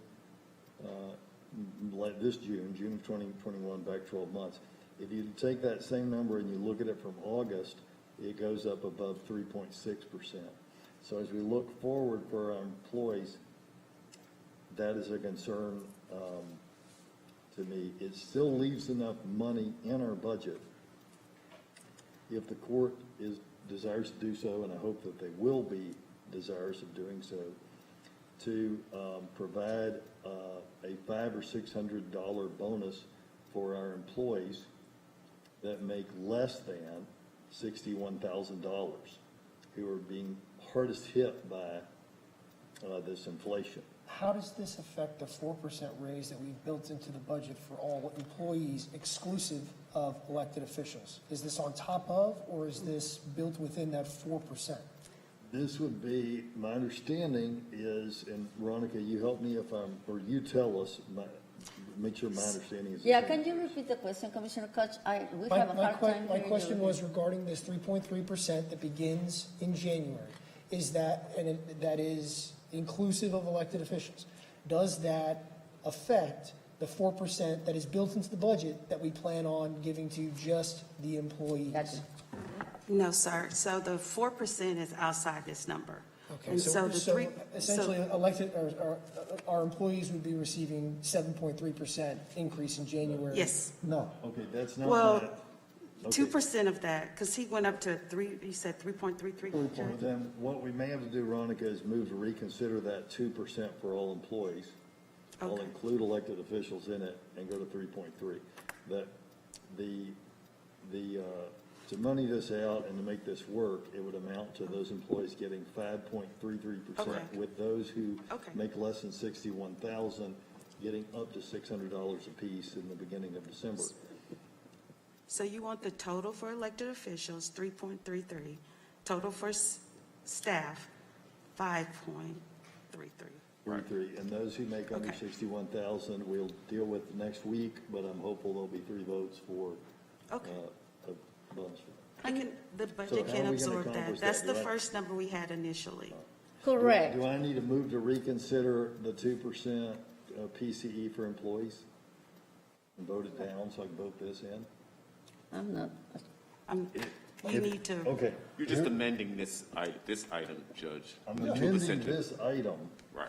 With the caps, with everything that we have in front of us, Dr. Watkins, you know, in your last briefing, you incorporated a 2% for all employees, and then a 1% for people that make less than 61%, $61,000 a year, I'm sorry. So what the judge is proposing, if I understand it correctly, is raising that 2% to a 3.1.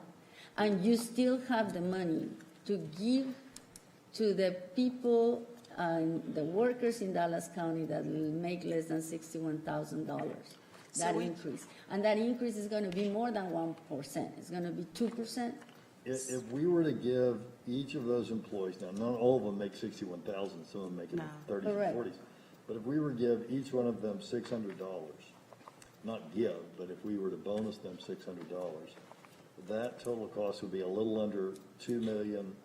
If it's 500 a lump sum, It's 1.6. then that would be about 1.65. But I just want to make sure that we do this in the correct order. I think from what you're saying, I need to move to reconsider a previous court order at 2% for employees and vote that down and then take a vote on this. Right. Right? Right. So I move to reconsider. Can somebody find me that court order number? I'm still, you know. So the original budget, so just for clarification, when I plugged the number in, it was. Can you take out your mask, Doctor, because we cannot It hear did you. plug in $5 million, which included the elected officials in that total, but it was only for 2%. So it's still within that total that the judge is mentioning for the 3.33. And these are only filled positions. No, I understand that, but we need to vote, we need to take. I know we I'm going to move to reconsider the order giving our employees 2%, because I'm not trying to give them 3.3% on top of 2%. It's a little confusing. They got a 2% raise. They got a 2% cost of living adjustment. 2% structure. 2% structure that's already in the budget. This is the 2% raise that was in addition to that.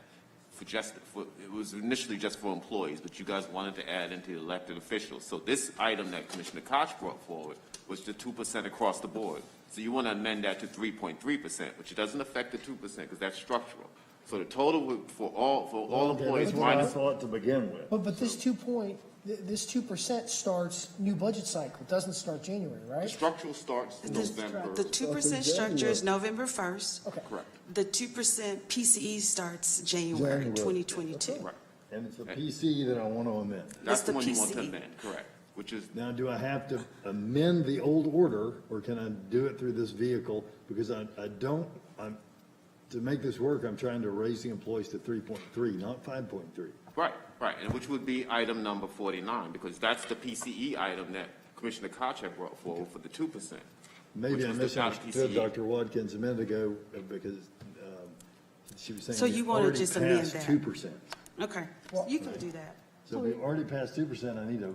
Well, while I appreciate that there's something here, I can't believe we're doing this Yeah. in the last minute. I mean, this is irresponsible. We're supposed to be giving the people notice regarding what we're doing with the budget. And what people saw in being open and transparent was that there was something on here for a 2%. And, I mean, But you make put in our amendments. budget, I mean, I cannot. But we, look, make amendments all the time. This is, Okay, in an abundance of caution, here's what I want to do. I want to reconsider the court order that gave the employees the 2% PCE on January the 1st. What order number is that?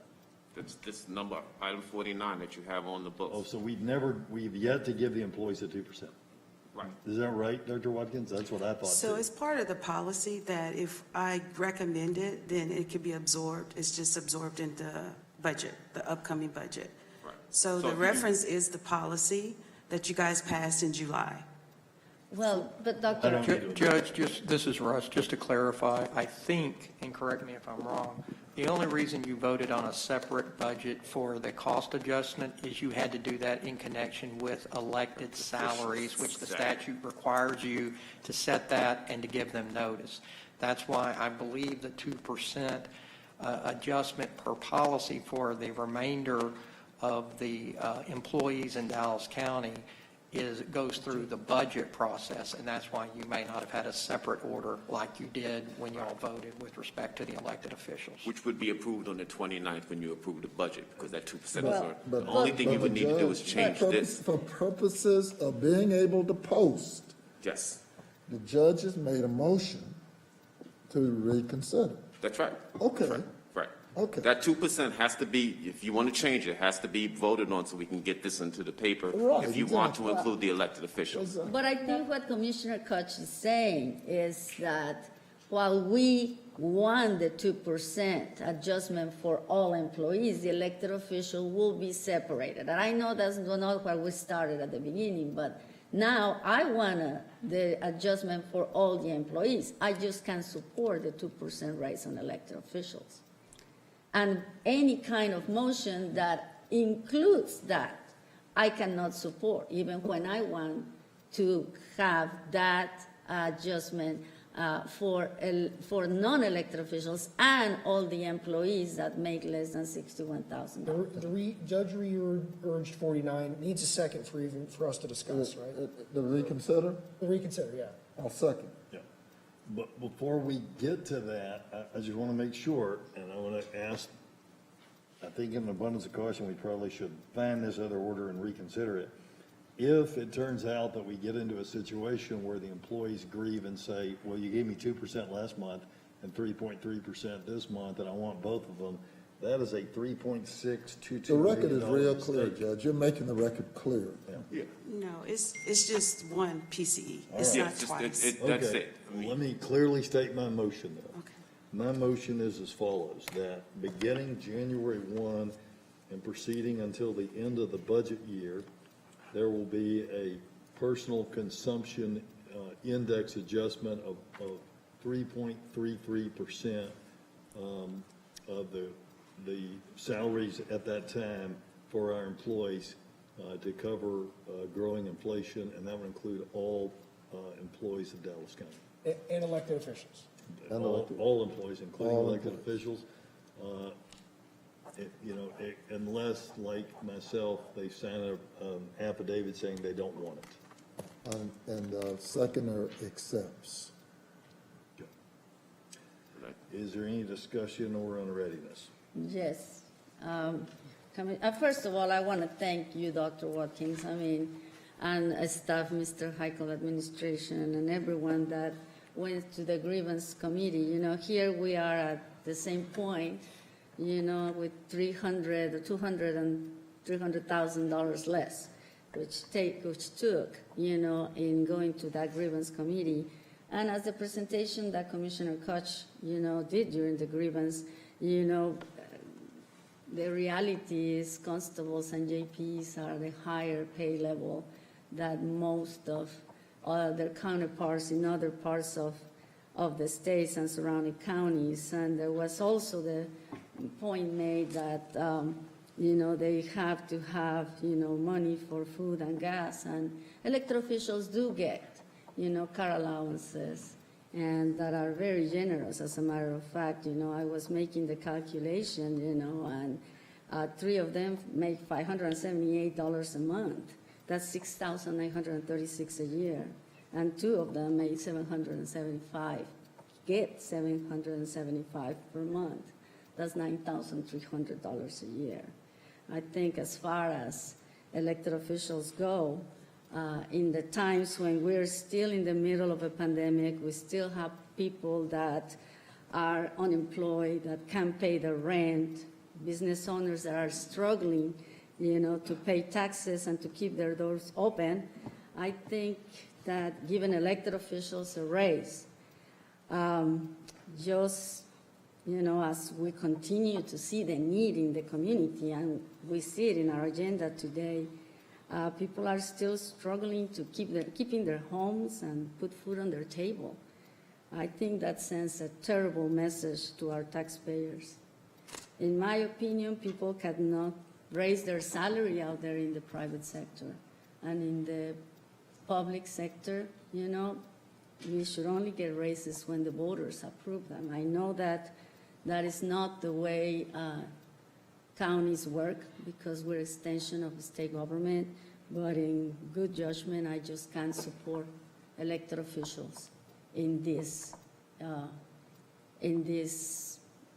item. And even the fact that it was not a unanimous vote, the statute is clear that we can take it into consideration, but we don't have it. Last time that we have this procedure, this grievance process, they were all over, and we continue to see that in this time, there were 3 of the grand jurors that give 0 to elected official races. So I am sorry, Judge. My main concern has always been those employees that make less than $61,000, because as a business owners, I want to keep them, I want to groom them, I want them to be the next generation of Dallas County workers, but I just can't support the item the way it's structured. I will support the 2% for all the employees, not elected officials. And that's it. I know we're under time constraint, but I think that, this process is broken, and that we need to go ahead and do something to fix it. I have the same sentiments, and I'll be quick because I know we're on a time crunch. This sends a terrible message. It's always the case that leaders eat last. It is part of our daily commitment to sacrifice when we're continually asking our constituents and those that work for us to sacrifice. We have to show that we can do it as well. My biggest problem with this right now is transparency. We had the grievance hearing. I clearly set out, listen, anything over 2% is a bridge too far. I can't support that. So, of course, just as I made the commitment that if they came in with a majority vote that I would do 2%, I also have to maintain that commitment that I can't go for anything over 2%. Okay. But the transparency issue is really difficult here because, when did this inkling come into your head that we were going to do 3.3%? This is the first time this body is hearing of it. And most importantly, this is the first time the public's hearing about it. Dr. Watkins, did you have any inkling that we were going to be toying with 3.3% today? No, sir. How disrespectful is that to the people that have to maintain this budget? I understand where your heart is about it, but this is not how we run county government. We can't just be patching things together at the last minute like this. This is so disrespectful to the public. But July the 6th, this court unanimously, under the FCE, unanimously said that we would take into consideration that we adopted 3.6%. The Federal Reserve said it's 4.3%. We said 3.6, and that's notwithstanding, as she said, food and energy. We adopted that. What does that have to do with notice today? Well, it has everything to do because in July, we said in July, not last year, in July, this court said we would do that. And the PCE came back at 3.6. And so all I hear the judge saying is said, okay, I'm not going to do 3.6, I'm going to do 3.3. And he's making an amendment to what we unanimously said in July. So you're saying that it's reasonable that the public expects that this was coming down the pipe because of something obscurely we did back in July? Well, I'm saying, I mean, listen, that's expecting a lot of the public, because I really don't recall that all that well either. but then I've said on more than one, Dr. Watson, have I said that on more than one occasion, as I've gone back, pulled the policy, and basically, I mean, this is not a surprise. We've talked about it for the last couple of weeks. Am I correct? Right, it's not a surprise. It's debate and switch. But you're right. It was the same thing you did on Tuesday with me. But with the I 2% versus 4%.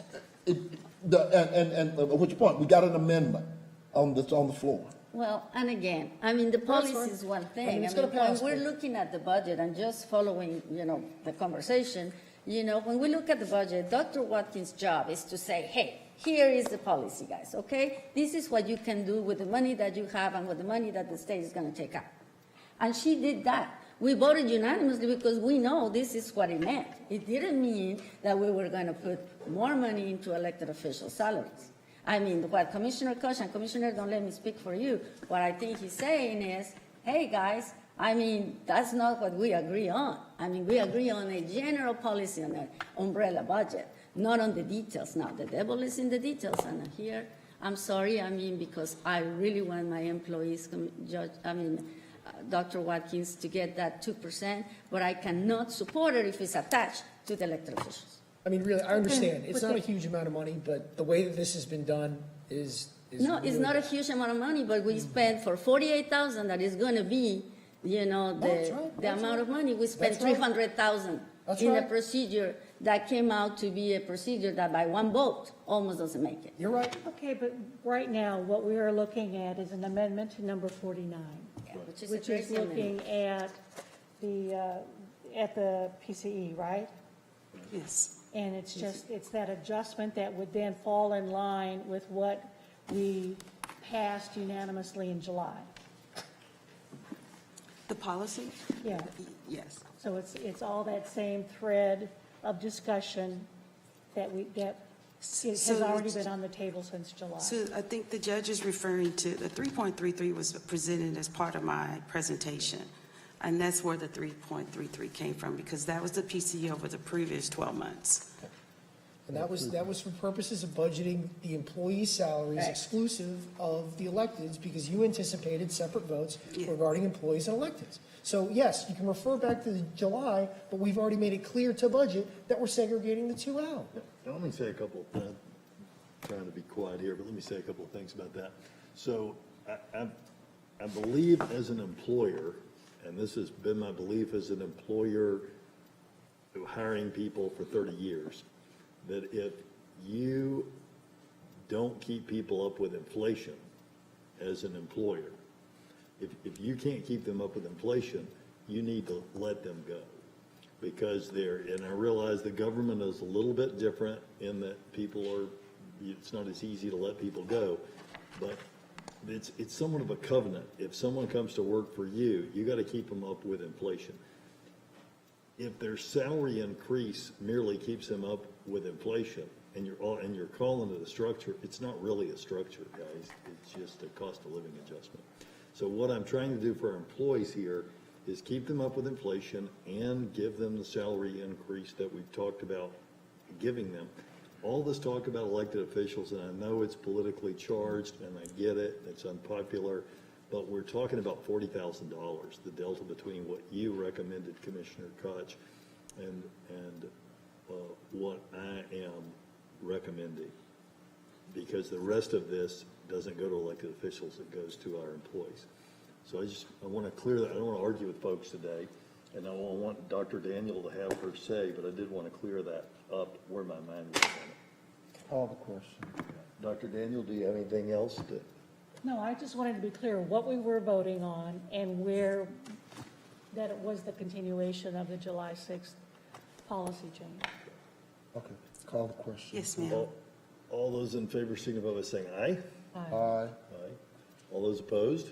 No. No. That motion carries 3-2. We can get that posted. We have a public hearing. And Dr. Watkins, just for the record, Judge, I mean, be sure to pass those notices when elected officials have the opportunity not to take it, not to take the salary increase, and be sure that that money goes to the people that really need it. Thank you. Well, the auditor is in charge, it's not her duty, the auditor is in charge of that, and that's what you say. No, I mean, I know, but the usually budget is the one that sends me the salary. I know because I haven't taken it since I've been elected. I know. Or the canals. And also, I would like to see that presentation. Probably we can make it up for the $300,000 that we lost in the grievance. Now before us is the daily commercial record public hearing notice, Dallas County Irrigation District posted for 10:30 a.m. Is there a motion to open that public hearing? So move. Open the public hearing. Second. Second, all those in favor signify by saying aye. Aye. All right. We do have several public speakers on that. Let me ask, is there any member of the court who needs to hear from the public speakers, or are we ready to vote? I'm ready to bring, the recommendation, Judge. I mean, to move forward with the irrigation district.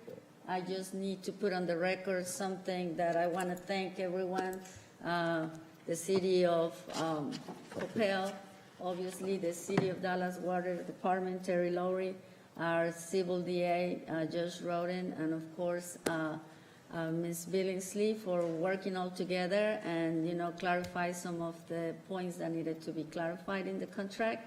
And I'm ready just to move forward. One of the factors for us to do you want to open or do you want me to just move on, Judge?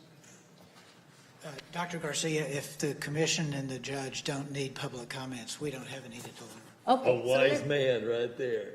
Because only bad things can happen when you're kneeling on the ball. You might fumble it, but you won't. But let's get this vote done. I just wanted to say thank you to everybody who provided additional information so that if there were any additional questions that we could in fact address them and ask them. So I just wanted to say thank you for doing that because it was very helpful.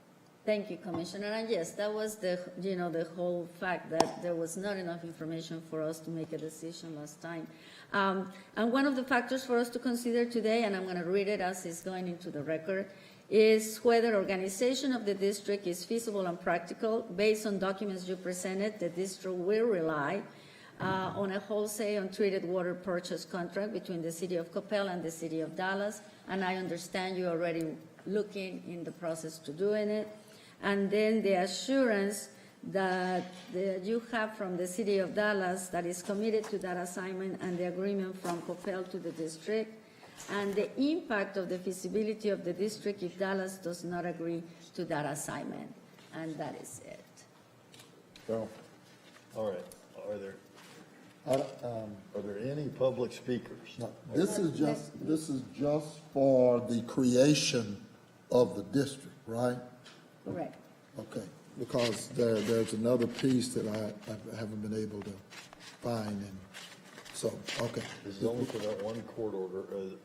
Well, no, it's two court orders. Yeah, there's the, You're right. there's the board. Yeah, it's two court This orders. is the public hearing, and then, that we have. Commissioner Price, do you need anything else for 37?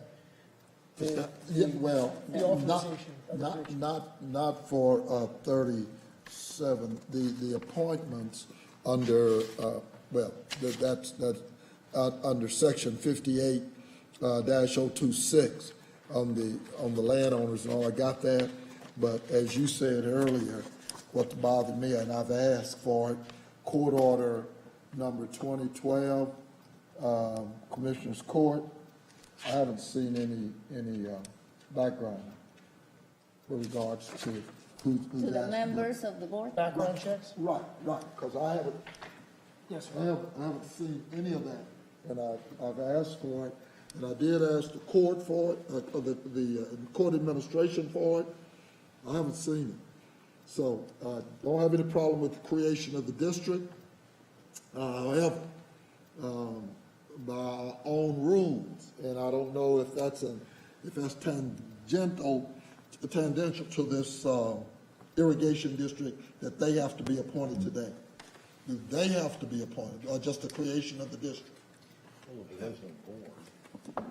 Well, but the problem They is. have to be the landowner. That's what I'm asking. The laws, because we have not finished our policy, because I asked for the deal. Well, Commissioner, we were asked by county administration late yesterday. This is not a county board. It is not subject to our county policies. This is a statutory board that has certain requirements. And it is my understanding the applicant did provide affidavits complying with those statutory requirements. Yeah, and they were in the agenda last time. No, that is fine, but we have a policy, and Okay. what he's explained it to him in the record. Yes, statutorily, it will be its own legal entity and will not be an ongoing county. This is not a county, Dallas County Government Board. It will be its own board. Even though the county is creating it. By statute, the county creates it, but once you appoint the initial board by statute, from that point on, those board members will be independently elected in an election, just like any other local governmental entity. It will not be a county entity. Then Judge, I'm fine. So, and on the record, I just need a yes assuring that what we just say is going to happen. Dr. Garcia, I'm Charles Jordan with Carrington Coleman. I represent one of the two petitioners, Cypress Waters. Your summary was accurate. I'd also like to respectfully request that with respect to the submissions we made for the benefit of the commissioners, that they be entered into our record today. Will you speak up just a little bit? A little bit. Yeah. We wanted to request that the submissions we made since the September 7th continuance be entered into the record today. They're so Definitely. admitted. Definitely. I just wrote in everything, okay? It's on the record now. Yeah, and they are. I have nothing further. Thank you. Thank you so much. All So, right. Judge, you can And close I the need to public call hearing for now. public speakers 2 more times, and then we can take a motion to close. Are there any public speakers? Are there any public speakers? Is there a motion to close this hearing? So moved. Second. All- Judge, make a motion to take up M37. All right. Second. Hang on 1 second. Let me carry the motion on closing the hearing. All those in favor, signify by saying aye. Aye. Aye. Judge, I make a motion to take up M37, Dallas County Commissioners Court authorization of the creation of Dallas County Irrigation District Number 1. And I second. All those in favor, signify by saying aye. Aye. Any opposed? That motion carries unanimously. Where's the board order? Judge, I move that we take up M9, I'll second based on what Judge Roden which is the appointments of the 5 Dallas County Irrigation District Number 1 board members. and I'll second based on what Judge Roden has. Yep, same here. And I'll Based on ask- what Judge Roden has opined. Well, what he has been entering to the record. Thank you. Question for Henry Billingsley, clean background on all these people? Thank you. All right, we're good. All right. Thank you all. All those in favor, signify by saying aye. Aye. Any opposed? Motion carries unanimously. Thank you all so much. Thanks everyone for your patience Thank on you very that. much.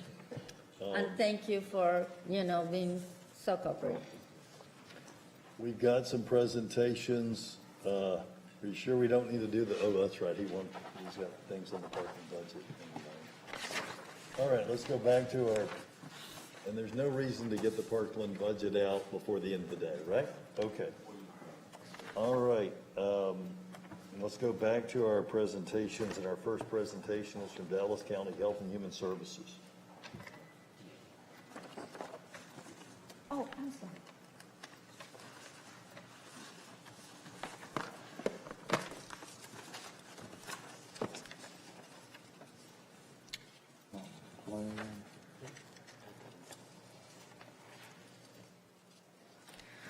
Good morning.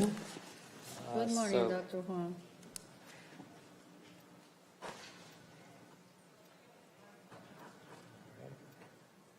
So we are still in the red transmission zone, high risk of transmission. I'll review again some of the data we typically go through. Our ICU bed availability remains low. I think most recently it was 35 beds available in Dallas County.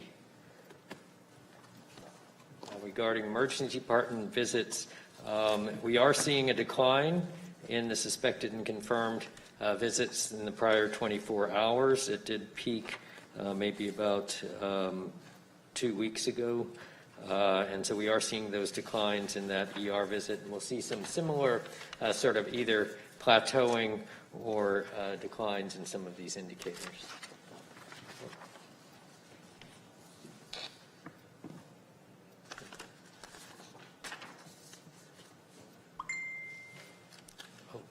So these are the confirmed admissions in the prior 24 hours.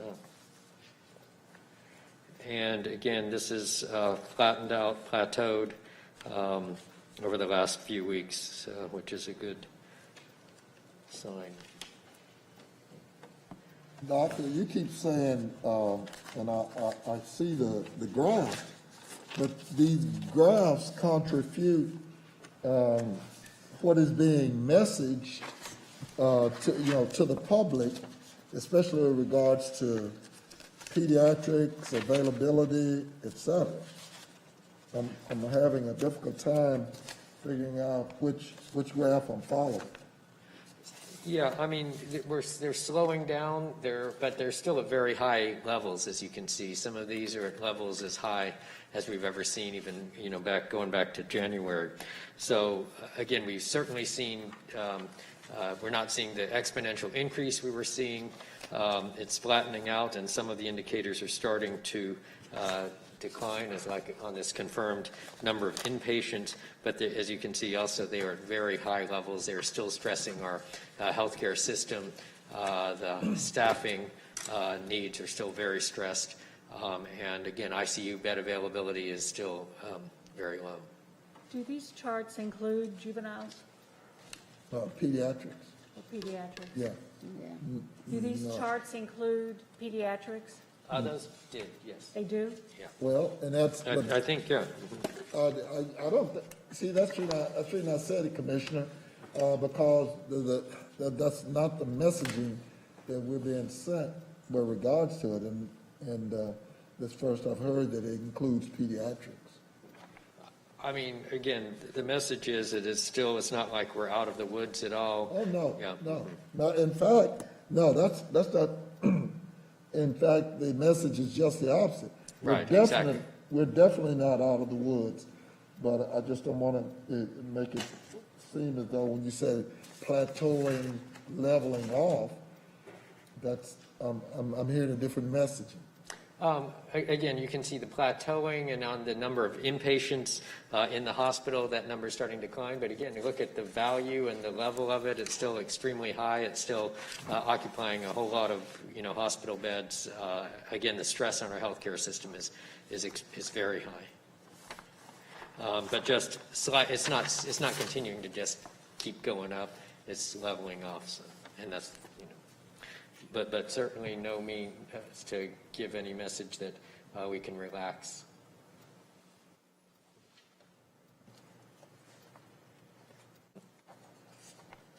Okay, no, it's not going forward.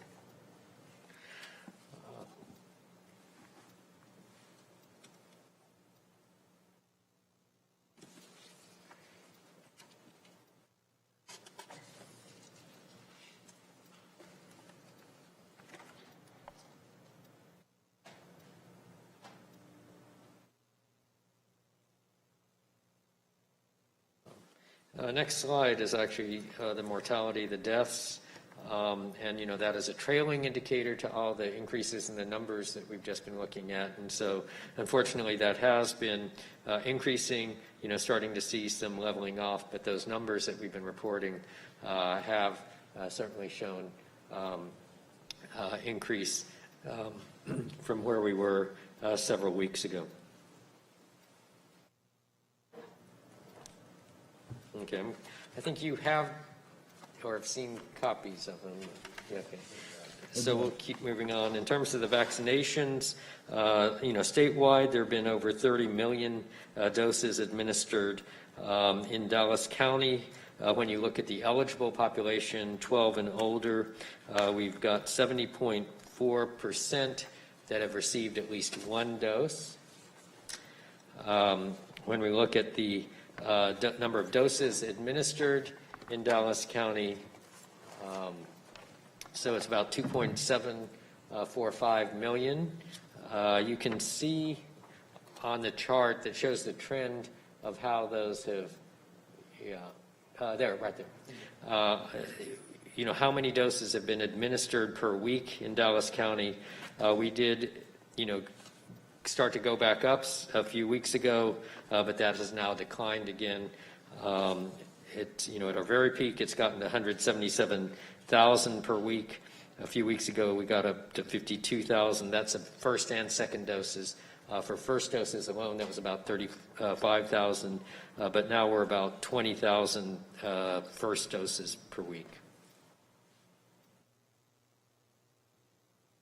Then when we look at the number of persons who've been vaccinated, about 1.5 million have had at least one dose, and about close to 1.3 million are fully vaccinated in Dallas County, but that leaves another 1.3 million persons in Dallas County who are not fully vaccinated.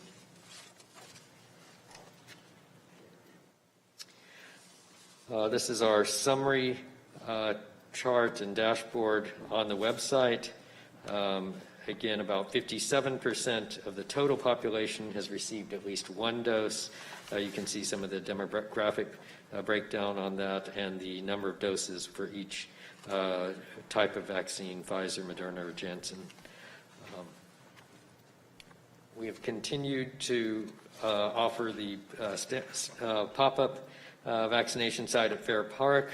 Latest number after this past Saturday, about 503,887 administered at Fair Park. And we are planning to continue.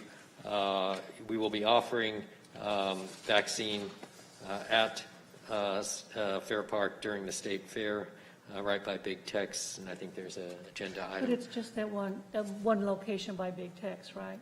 It's by, I think behind Big Tex. Right. If you're facing them, I think it's on the right side. Look, let me,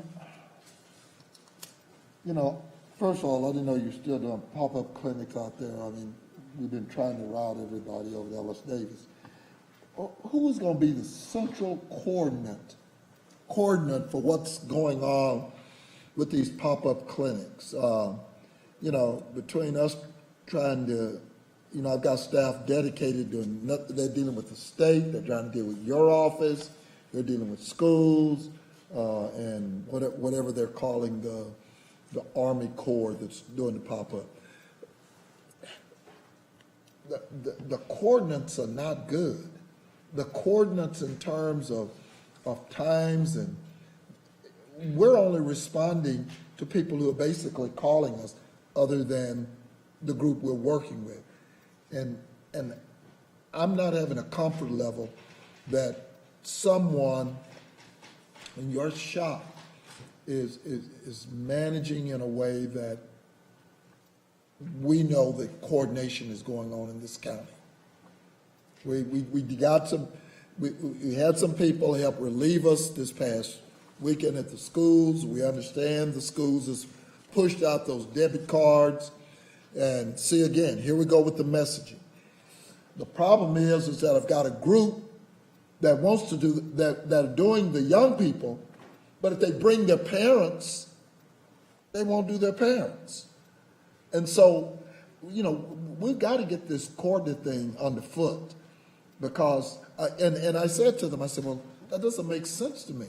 If the kids have signed up and the parents come and the parents want it, then why are the parents able to get it?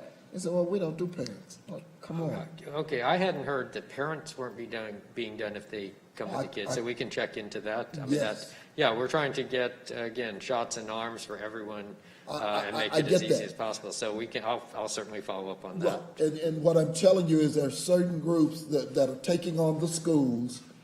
They're saying, hey, they can't do the parents, and then we are telling certain people, everybody from, I've got a list that, we're saying, well, we're booked. That's not an answer. You can't say, well, we're booked through October. We got the state here, we got this, what do you call it, the school, the TDM or whatever, that's, my staff is handling most of that. My point is that I only get involved in it when it seems as though it's come to a choke point. And so, need somebody, if it's you, but not you to try to coordinate the thing that's going on around this. Sure. I mean, we have weekly calls with all of the other partners that are working on vaccination and share all this information, share the information on the priority block, census blocks, so that people can see, again, collectively where the highest rates of unvaccinated are. And so we do try to share all that information. We're trying to coordinate with all the sites that contact us about wanting to partner and do the pop-ups. So we are, certainly trying to coordinate that, but we're also trying to accommodate whatever community groups that are willing to mobilize their constituency to. I'm following your email chain. The Saturday, parking doesn't do a whole lot good, but they rescued a Saturday, and then like today, TDM couldn't do school again, underserved area, bowed story. I'll just put it on the record, and they're out there today because I had all these kids sign up, and we said we couldn't accommodate them. Yeah, so the state is needing like 7 to 10 days advance notice to get the teams on board. I mean, I know some of the requests have come in like, can you do it tomorrow or something, and that's very difficult to get set up. But if they can get the 7 to 10 days, then there are the contractors that we're working with the state. As we even discussed during civil service, we're trying to get more staff to on board to also do that. We're competing with the nursing recruiting and for some of those, but absolutely we're trying to have multiple options for supporting these efforts and trying to use as many of them as we can to meet whatever request comes in. Well, the debit card has hit good in the NDISD. And now we're getting pop-up, but again, now I'm hearing this whole thing about, we don't do parents, and so I just... one of the really great partners has been Dallas College, and so they're doing a lot at their campuses, and we're trying to support them also.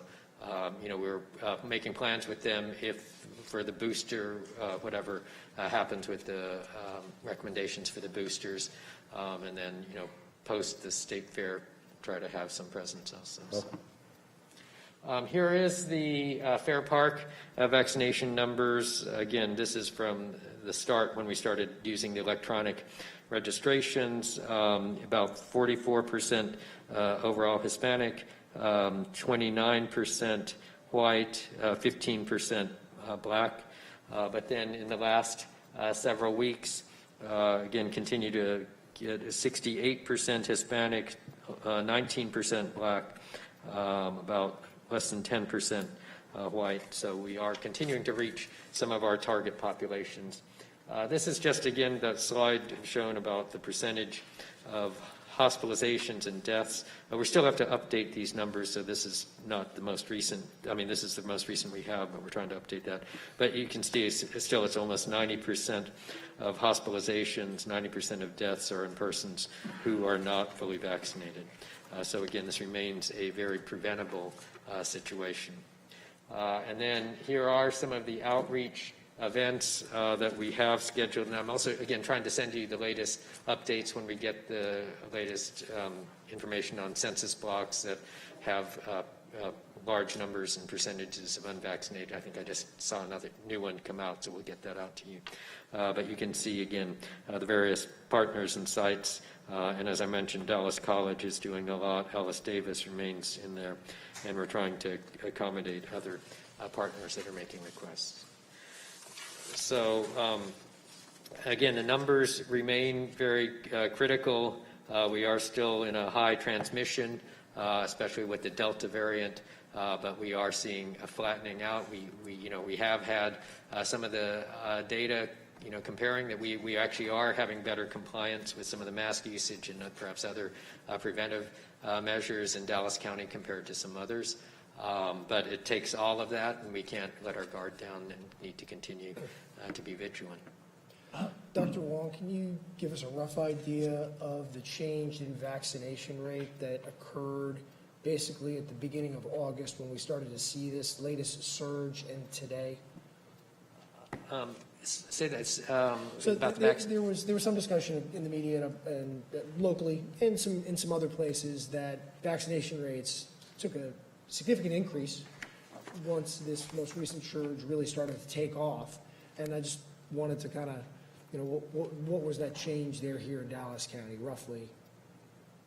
Which areas? No. The county in its entirety, somewhere around August 3rd or, somewhere around August 5th or so, when we really started to see this upsurge in cases, we were hearing that, rather than 15,000 vaccinations a day, it was jumping to 20,000 and 30,000 a day, Yeah. either in the state of Texas. What kind of trend did we see here in Dallas County regarding that increase during this latest? Yeah, that's what I was showing on one of those slides earlier. We did see that increase. It got to about 35,000 per week of first doses, but now that's declined then subsequently. So we're now still around 20,000 per week of first doses. Are we back to the level that we're still higher than we were before regarding our vaccination? It's gone back down. It's gone back down below kind of the rate where we were vaccinating, or Right, and I can show you that. yeah, go back. slide. I'm sorry. Let's see. Can we go back? I didn't have it in front of me, and I guess I was squinting too much. Keep going. Keep going.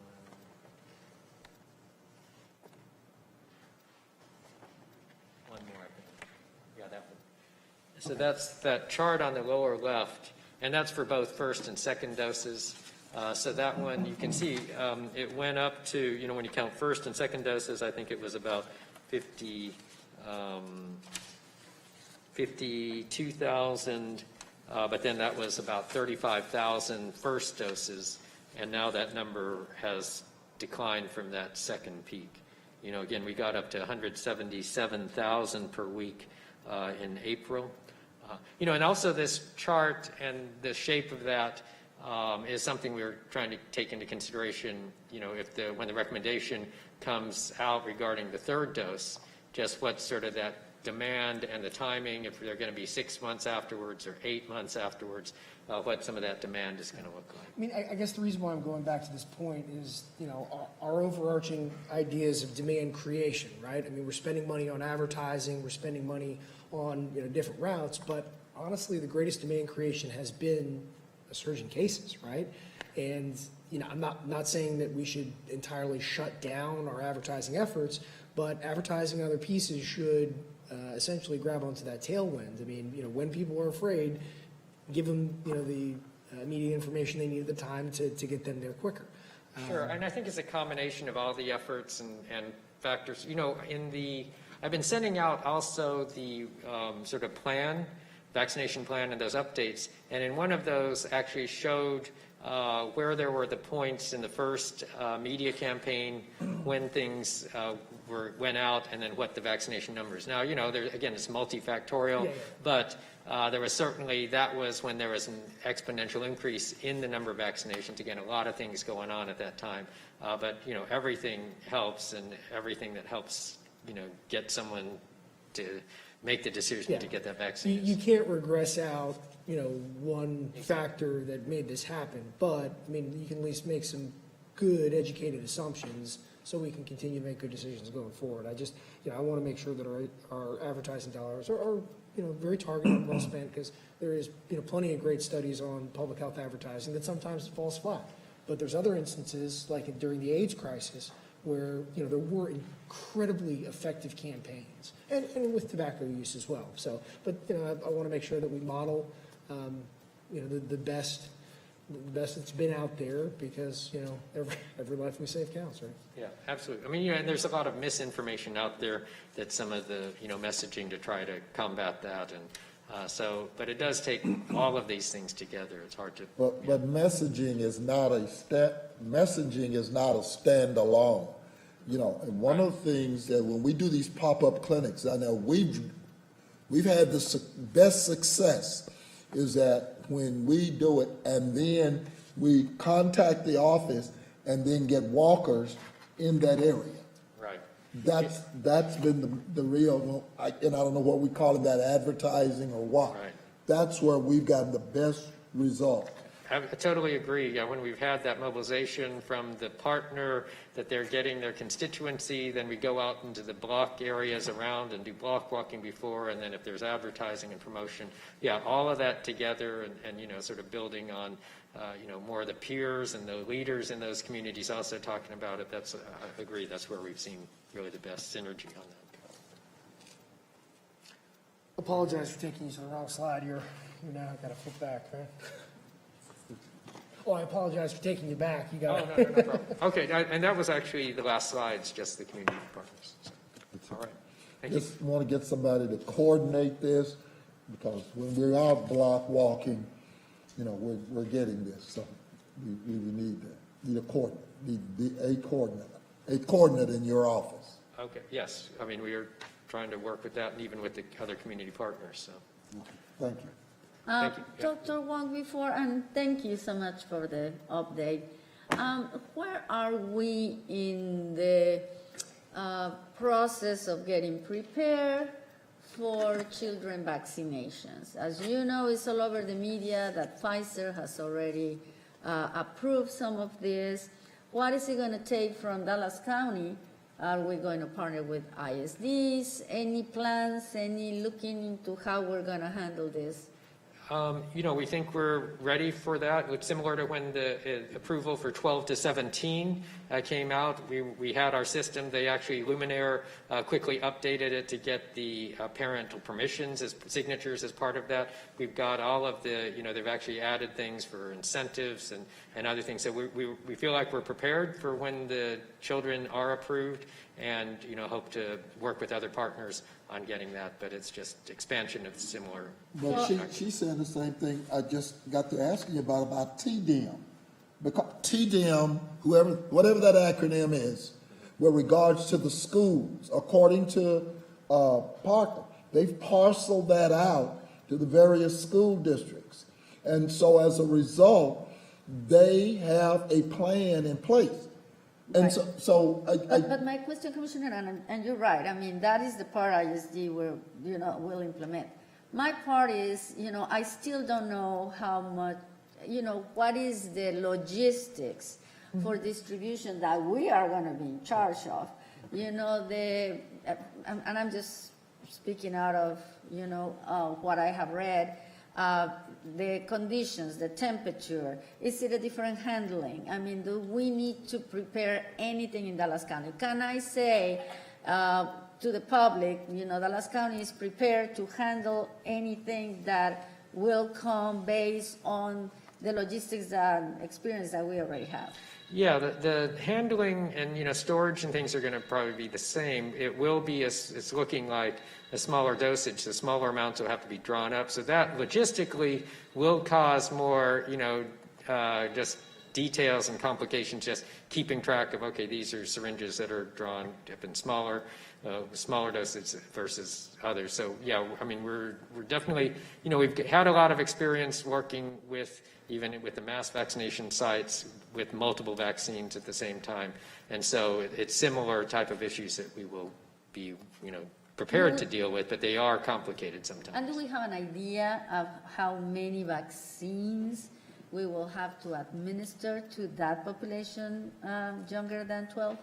I mean, we do know, again, looking at the sort of pattern for how many first and second doses went in terms of The third dose, when that gets approved, if it's 6 months later or 8 months later, we do know some of the populations for, some of the different age groups, in our community. But still, the uptake, like when the 12 to 17 opened up, initially we had sort of a surge in some of that age group, but then it decreased. And so this is where it is still hard to predict. We've been talking to the state health department, but the good thing is that we are in a different situation than when the vaccines first rolled out. There is abundant vaccine available. There are many, many more partners that are administering it, whether drugstores, grocery stores, physicians' offices, others, and we have a lot of vaccine currently available. Last but not least, I know there's been some controversy about boosters. How is Dallas County doing with that third dose? We are administering it for persons who are immunocompromised, but that's the only group that is currently approved for that third dose. And so that is the group that we're... And that will continue until we get any further? Right, until it's actually formally approved, by both the FDA and the CDC. Got you. Thank you. Texas Department of Emergency Management. Right. TDM, thank you, too, yeah. All of the pop-ups that are listed in your presentation here, they're all ones that are being sponsored by Health and Human Services, by Dallas County Health and Human Services. Some of them are, are also Parkland. There are other community partners that are Okay. part So I of it. understand there are like over 300 different places you can get the vaccine now in Dallas County. Right. I mean, again, just even grocery stores and pharmacies. And if you look at one of those charts, also shows the breakdown in terms of the number of vaccines that have been provided by different sectors. I think the hospitals have done, 500,000. Public health has done 500,000. But the pharmacies, I think, have done, it says 1.1 million. So, they've been a significant piece of the providers providing vaccine. Thank you very much. Okay. Thank you. Okay, Judge. That covers my presentation. I've sent, I don't know if I sent it or not, but we're continuing to see that masks are working in our UT Southwestern models as covered by the morning news and other outlets. And of course, the best thing is vaccinations. And what we're seeing with vaccinations, and you just saw this in a poll, is about 25% of people say they're unlikely to get a vaccination, and our only real chance to change that is for business to require it. And my message to business is, why wait? We know that these OSHA rules are coming. Several of our businesses have already implemented early vaccines, and let's protect our workforce and our business now and not wait for OSHA rules to get our employees covered.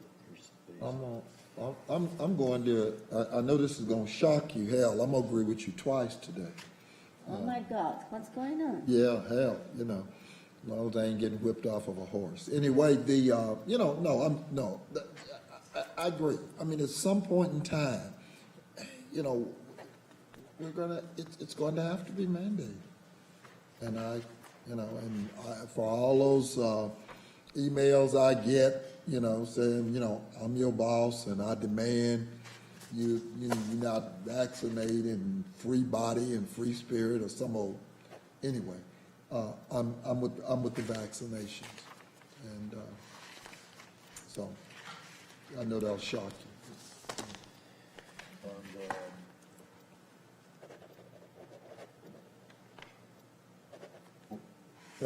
The other one, Judge, I'll since I done my, monkeying my nature earlier with the whole Haitian piece.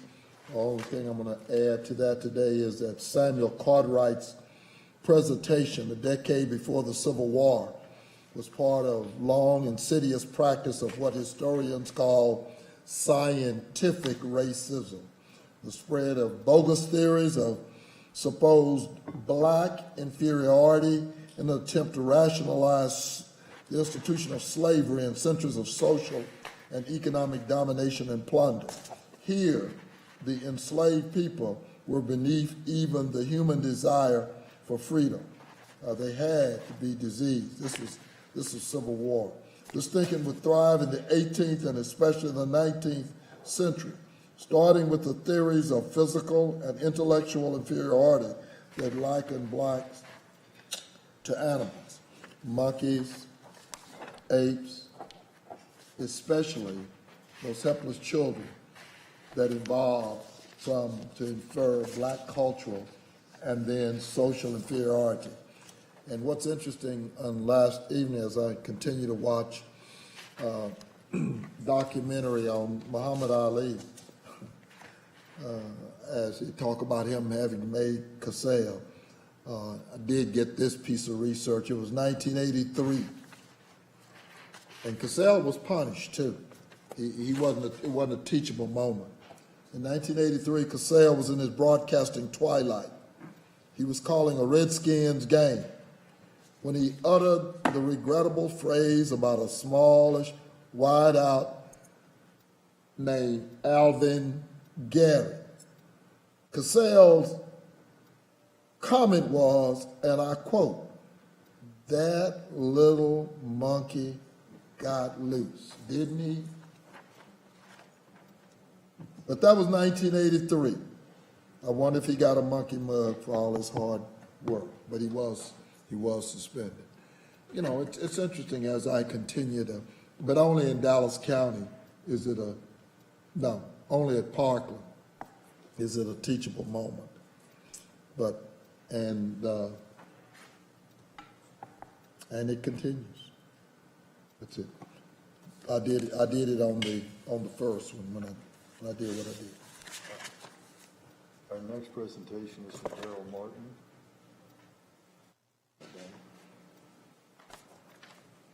Judge, Commissioners, I wanted to just give you a brief update on the work of the Dallas County Racial Equity Task Force.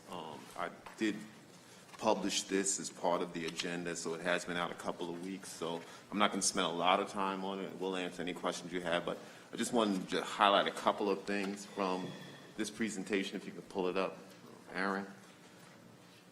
As you guys know, this came out of the resolution declaring racism a public health crisis, which you folks unanimously approved back in June of 2020 after the death of George Floyd. I think it would the biggest concern that we all had, and particularly me, is that, you know, the crisis would sort of go away and the urgency around the issues would die. But I do want to just say that the work of the folks on Dallas County Racial Equity Task Force has continued throughout the last year. So I'm proud of the work these folks have been doing. What I wanted to do just today was introduce you to the 6 committees that have been meeting, the members of those committees, and some of the work that they've been doing. So real briefly, I want to just thank these guys. The first committee, are you doing it? Okay. I got it. We have 6 committees that have been meeting over the last year. Each committee meets about every 4 to 6 weeks. We have the Construction and Transportation Committee. We have the Contracting and Procurement Committee, Criminal and Juvenile Justice Committee, Economic Development, Employment and Training, and Healthcare and Public Health. The goals of the committee, again, was to identify barriers for achieving racial equity in all of county operations and to develop and implement concrete strategies for achieving racial equity in all aspects of Dallas County government. So those were the 2 goals that all of our committees are focused on. This is the members of the Construction and Transportation Committee. I want to thank them for the work that they've been doing. Their focus has been on, again, making sure that all of our projects, public works projects, construction projects, all those projects don't engage in the kind of practices that intentionally, you know, in the past built roads that separated communities and those kind of practices, those zoning practices that really kept communities of colors maligned and separated. So, you know, those are the kind of practices, you know, that are really getting attention today because people are only starting to talk about them. But we all know that those practices have been going on for many, many years. So we want to make sure that they become, part of the work that we do is identifying that and making sure that does not happen, and Dallas County does not condone those kind of practices. The next one is our Contracting and Procurement Committee. I want to thank those members as well, and you see their mission statement. Part of their goal is to increase transparency in the public procurement process, increase awareness of our projects. Particularly, they want to address issues that hinder or block some of the small businesses and minority businesses from doing work in Dallas County. And some of the practices that we want to make sure that don't happen in Dallas County is that larger firms sort of suck up all of the work and don't give some of the smaller firms opportunities not only to get the work, but opportunities to grow to become some of those larger firms in Dallas County. So our focus wants to be on making sure we grow small businesses, grow minority businesses, and make sure that they have as much opportunity to do work in Dallas County as some of the larger firms.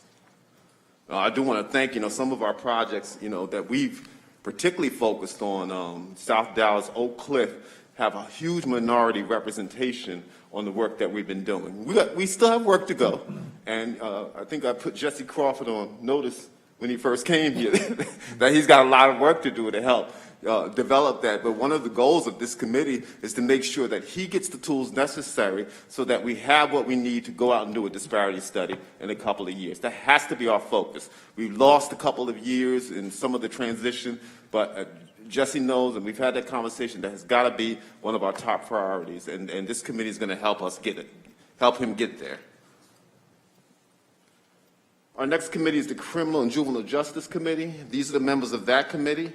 As you can see, there's one group missing here, and that's the sheriff, and that's not because they have been invited to the meeting. I'm working on getting members, making sure that they are part of this regular committee. They spent a lot of time focusing on their mission statement and what it is they want to accomplish, not only what they do internally, but what happens externally with this committee. I think Dr. Garcia mentioned it in her resolution that 40.8% of the Dallas County population is Hispanic, and this committee knows that the majority of the people that they see, whether it's through the DA's office, the PD's office, are people of color, African Americans, Hispanic Americans, Latinx communities. So it's important that we look internally to make sure we're representing what this community looks like so that we have that kind of sensitivity when we're actually working with this community in the everyday work that these guys do. So if you look at their mission statement, they spend a lot of time making sure that mission statement focused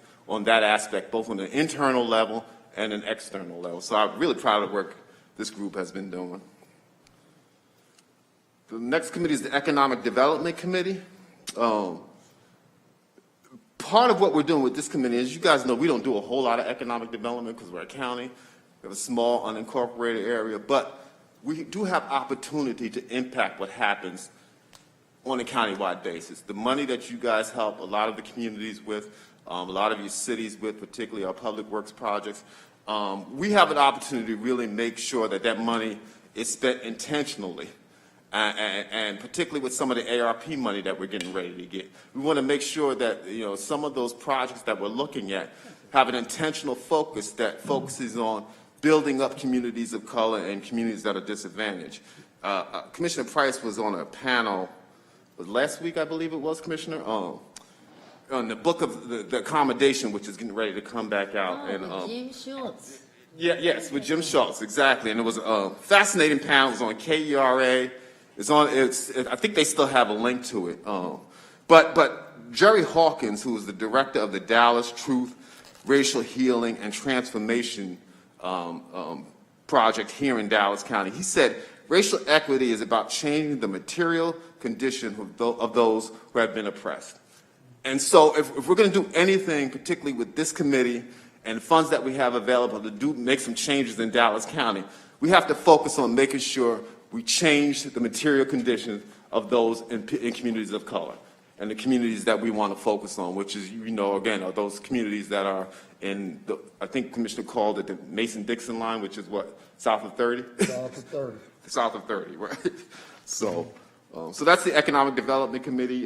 They're also going to be, that's the committee I'm going to be focusing on with the broadband work that we're doing, particularly with Commissioner Koch and Commissioner Daniel, working with this committee, they've been helping us sort of craft the agenda, some of the work that we're going to do with the summit that we've got coming up in actually about a month from now.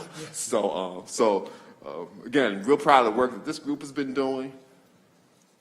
And our Employment and Training Committee, you'll see their mission statement. They actually have a bunch of goals that they're focusing on. Again, going back to what Dr. Garcia said about who we are as a county and what our makeup is. They know that, again, that's been an intentional focus of this committee, is to making sure we look like who we represent on an everyday basis.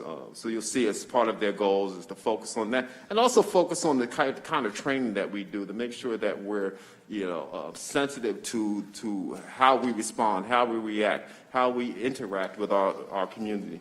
I want to thank the court members and all of the department heads that went through some of our trainings this year focusing on racial equity, and I had 100% participation from all department heads in that training. So, and I know a couple of our commissioners went through the training. I actually went through with Commissioner Koch. So I do want to thank you guys for that.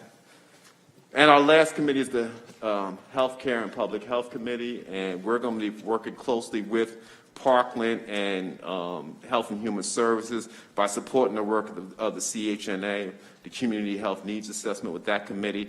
One person we did add to this committee was Dr. Taylor from NITBA, because one thing we would also want to make sure we focus on, particularly around issues of that happened after the George Floyd incident and also the issues of COVID, is that there certainly is a mental health crisis in all communities, and particularly in communities of color. So we want to make sure that we don't leave out that mental health piece when we're talking about healthcare and public health. So I just wanted to let you guys know that the work is continuing, that we want to make sure that we are continuing to stay focused on what you guys charged us to do last year, and we will continue to meet and continue to provide you updates.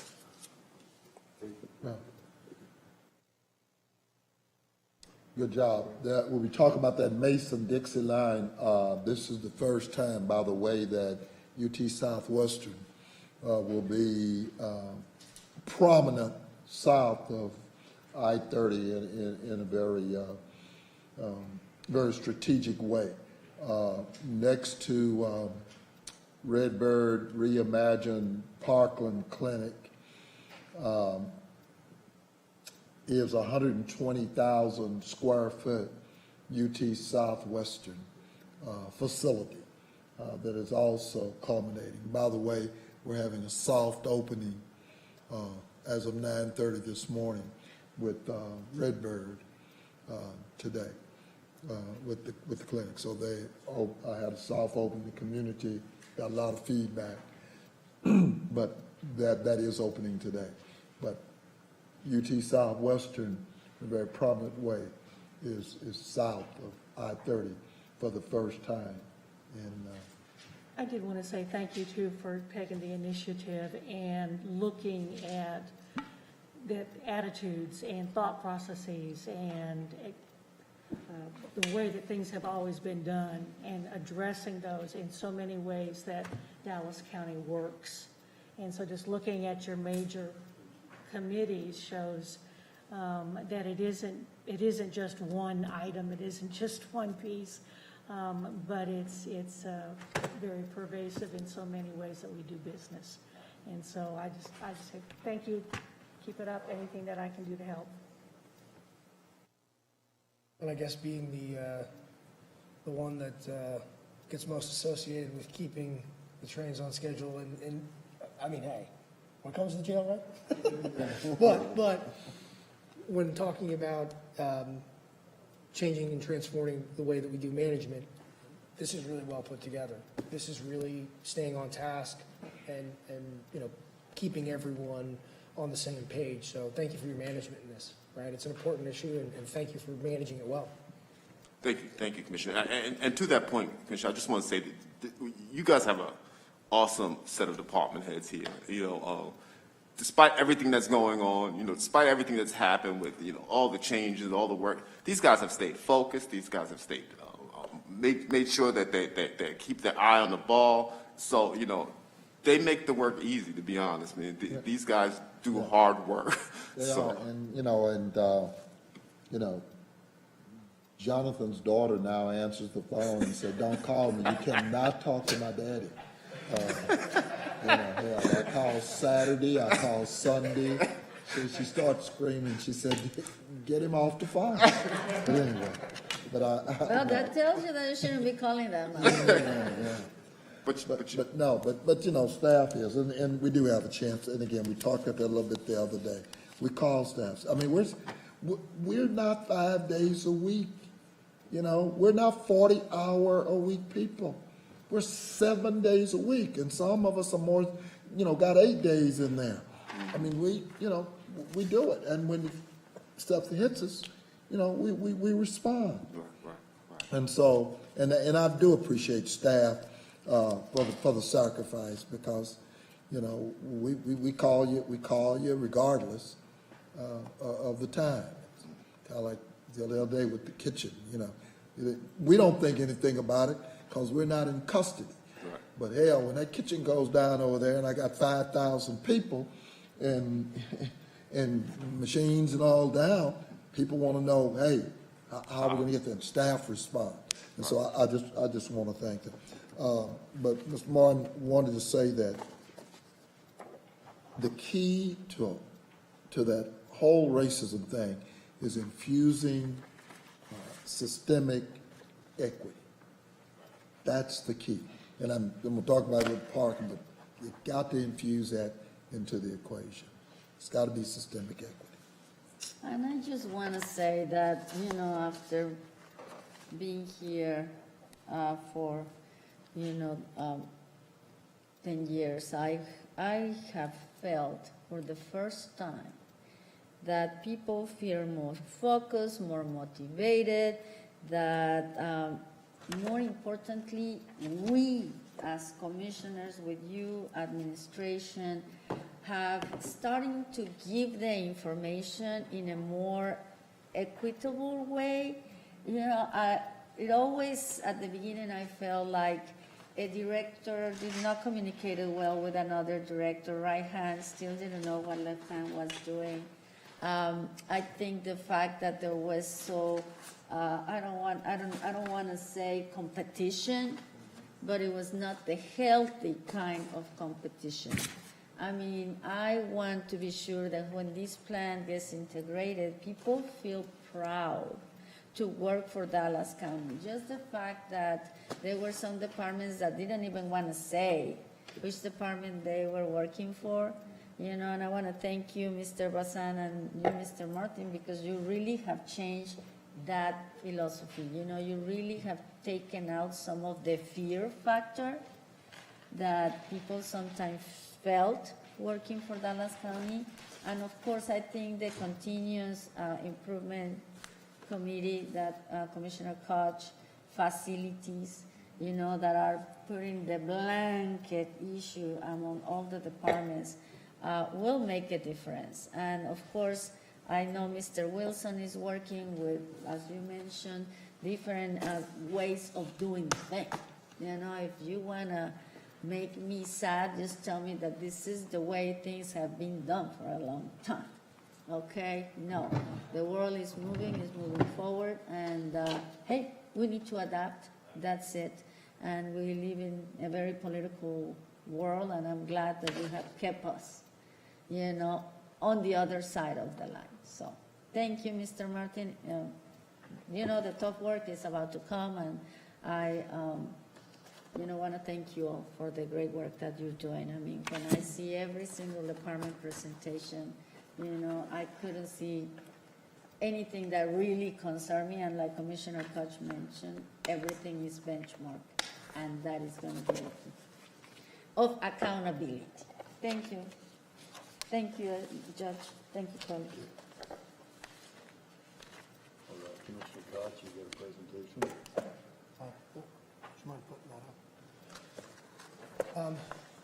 I'll be quick about this. I'm not trying to have any fights or anything. I'm just trying to make sure that things don't get worse or get out of control. On our agenda item number 7 on September 7th, we were to take up Judge Jenkins's CLE or continuing education requirements. I pulled that for separate vote, and candidly, that was because I was going to beat up on the judge a little bit, saying, hey, listen, look, here in this document, you've admitted that you don't have any judicial duties for the period of September 1st, 2020 until August 31st, 2021. And that's what this document says, basically. You know, in the middle there, a constitutional county judge is exempt from the continuing judicial education requirement for any fiscal year for which the judge files an affidavit with the registrar stating that the judge's only judicial duties are conducting hearings under Chapter 61 of the Texas Alcohol Beverage Code and conducting marriage ceremonies. So that affidavit already exists. That piece of evidence is already there, if you will. This report has already been submitted. It was just a matter of approving it here at Commissioner's Court. So Judge Jenkins then, pulled it for 2 weeks, and I asked before this court, why isn't it back on there? And, maybe it was wrong of me to be anticipating, kind of making mention of that again. The problem is that it never made it back onto our agenda, which I don't think really is within the rules. I don't think it's the way that we want to do things. And I understand, right now the judge and I are, in a lawsuit, and basically the premise for myself, the reason why I'm in that thing, is that the judge made a representation that he is a judge as anticipated by the Texas Supreme Court, and that we're a court as we sit in this body like today. Again, anticipated by the Texas Supreme Court. It's been made to be, of course, the larger mask fight piece, but for me, this is very much that authority piece. Is the judge a judge in that respect for the Texas Supreme Court and those orders that he was citing on that day? And are we a judge, or are we a court? My concern is this. I understand not wanting this to see the light of day, but this is indicative of the gamesmanship we have seen in the past. And whatever I can do to turn the temperature down so we don't have this gamesmanship anymore, Judge, I'm absolutely willing to do. Because, that's my one point. Basically that, hey, you weren't a judge for the Texas Supreme Court. We're not a court as anticipated by that order. We worked that out. I'm out of the picture, and you can continue to enjoy your fight with the government, right? Because you and I both are attorneys, and we both know that you have every right to litigate a colorable issue. And the attorneys that you've hired are doing a good job arguing that colorable issue. That's all fine. That's in the right place, and we're grown-ups about it, and we understand that that's the right place for those things. It is not appropriate, though, to have gamesmanship on our agenda, and I fear that, things like this can get out of control. That may not be the case. And also, it may be the case that there's a completely different explanation for why this happened. I could be totally wrong. And I would, invite you to give me that explanation so that I don't have that pit in my stomach feeling that I'm going to constantly be playing this Where's Waldo game every agenda. Where is the judge playing games? I know where your heart's at regarding dealing with this pandemic. You want to do what's best for people. But I will say we have witnessed in this court you abridging kind of regular procedure, kind of playing unfair where you think the ends justify the means. And I've only been on this court for 2 years and 9 months. And I feel as though we, for whatever reason, have gotten better at a place where we're not doing that anymore. We're not doing ends justified means things. We're making sure that we use the right means to get to the right ends, because it becomes very difficult to justify your ends when you have kind of those dirty means, if you will. So if there's an explanation for this other than, hey, you don't want it to see the light of day, well, it's seen the light of day now, so you can talk about it freely. Hey, why did this happen? Why Why was it, kind of bullied off the agenda? And, what's going on with this? Because it gives a pit in my stomach, and frankly, it gave some employees outside of my office a pit in their stomach. That's something, this is the gamesmanship type stuff that we're having to watch out for. And there are employees that, am I participating in something I shouldn't be participating in because the judge told me? And the bottom line is, you're the highest elected official in the county. You're everyone's boss. So everyone's made to feel uncomfortable when stuff like this happens. So please, can you give me some light on this?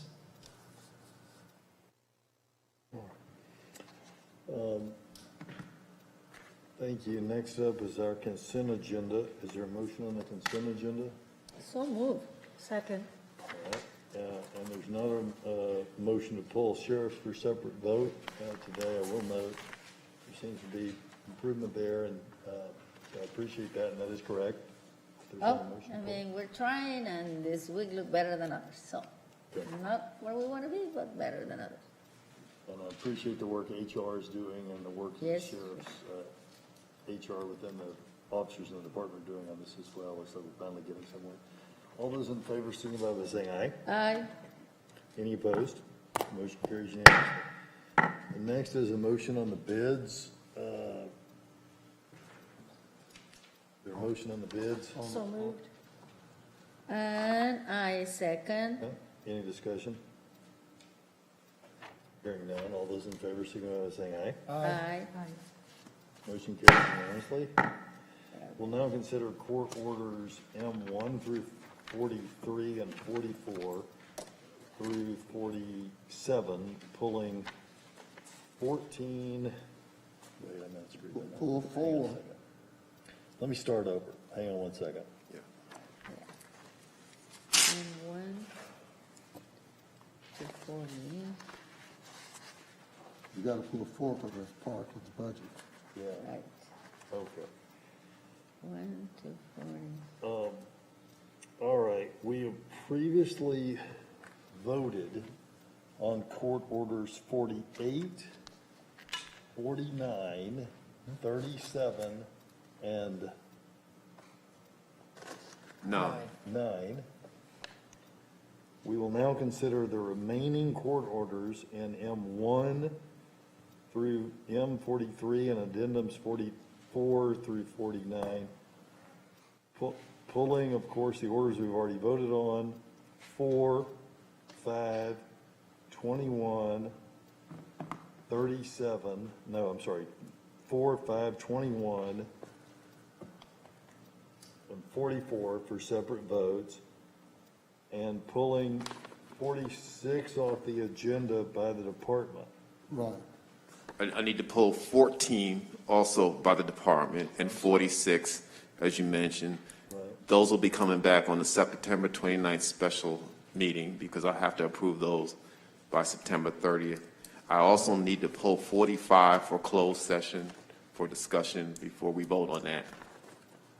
Okay, so 46, 14, and 45 for executive, Mr. Martin. 14 and 46 is for a week. There'll be Okay. 45 is the only one I'm pulling for executive session. Okay. And 46. So that leaves the pulled ones for a separate vote is 4, 5, and 14, and 21. Is that right? 4, 5, 21, 44, 4, 14. 5, 21, 37, and 44. Right. The 37's already been voted on. You're correct, Commissioner. So you got read twice. 4, 5, 21, and 44. That's correct. 4, 5, 21, and 44 for a separate vote. 4, 5, let me see. I need to- 21, right? Yeah. Yeah, 21. Yep. That's for some. Any discussion on those orders? So, Ronnie, let's see. We're gonna do 40, well, we're pulling 44. We're gonna take 44 before we set the rate, or we're gonna set the rate and then take 44. No, we have to do the budget first and then set the rate. Well, that's what I'm saying. You gotta be 44. Right. And We then, haven't voted on the non-controversials yet. yeah, okay. But, well, okay, but I'm just saying, the way it's on the agenda, you got the budget after the rate. Right, that's all. Okay, got you, okay. Any discussion on these non-full, non-controversial corridors? I do, just some comments, I'm not discussion. First, I wanna, just, the auditor's succession planning and reorganization. I mean, first of all, I want to thank the auditor for this. It's a good plan. I will really, when I talk to him, I mean, not only it looks like a great organizational plan, he's looking at how to train, he's looking at how to put more diversity, especially on the first and second associate positions, and he's going to have money put back into the general fund. So thank you to the auditor and for all the work he's been doing. So I definitely think that's a move in the right direction. The other item that I wanted to mention is agenda item number 34, and I just want to be sure that, okay, it's not open and discussed. I know that I talked to Mr. Tamayo, and I don't know if he's here or not. And I just want to say that I think that the City of Wilmer Plat Approval Authority, what I like about this and what I've been told, and I don't see him, Mr. Martin, I know you're, I know that Mr. Tamayo assured me that there will be no waivers, there will be no extensions, he will overlook, the way that the municipality, has the plat process. Because honestly, this is going to be a teamwork with his office and Fire Marshal de Los Santos. In the past, we had the opportunity to do some of this and nothing happened. It was, sadly a wasted time. But I feel confident that this will be the first step on how we develop ETJs subdivision. It's not fair for people of color to move into subdivisions that do not have emergency capabilities that are substandardly planned.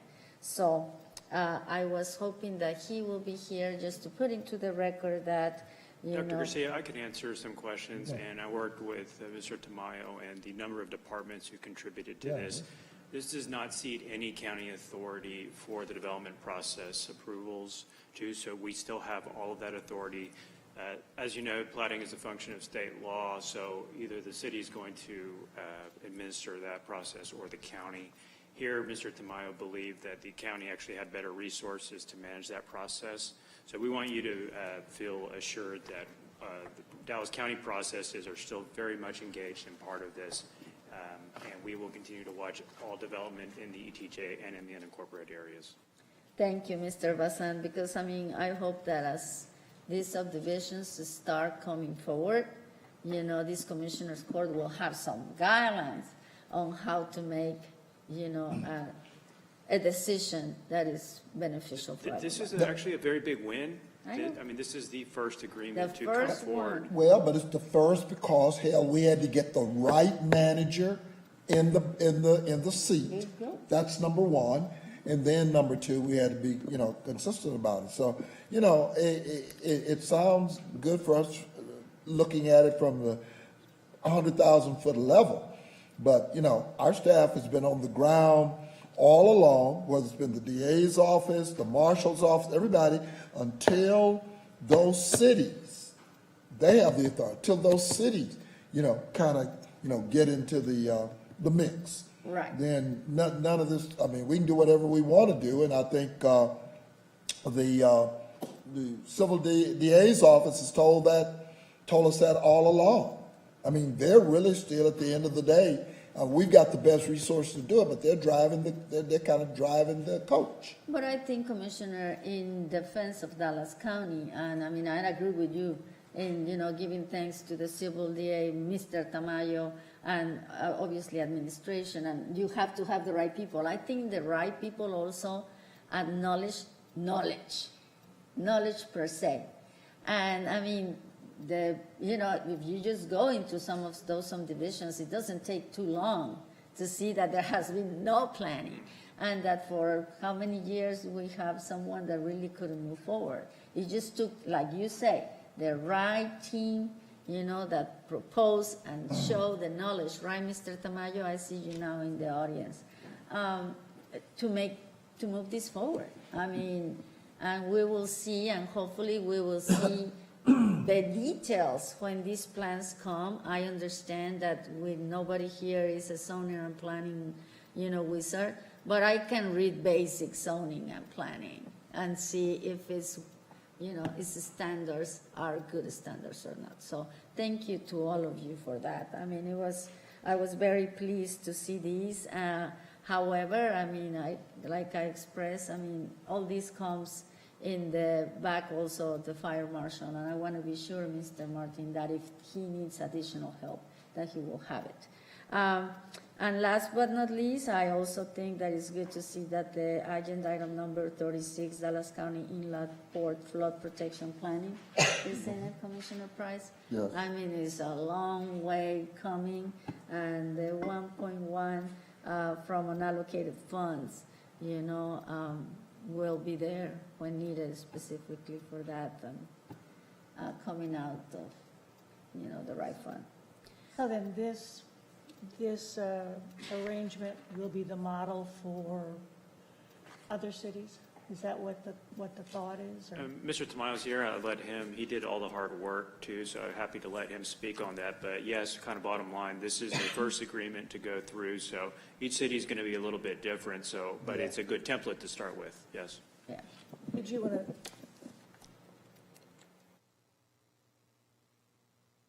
Good morning. Thank you, Judge and Commissioners. Yes, that's exactly right. This is the first agreement that we have to use a city's development ordinances, and it essentially creates a one-stop shop for applicants.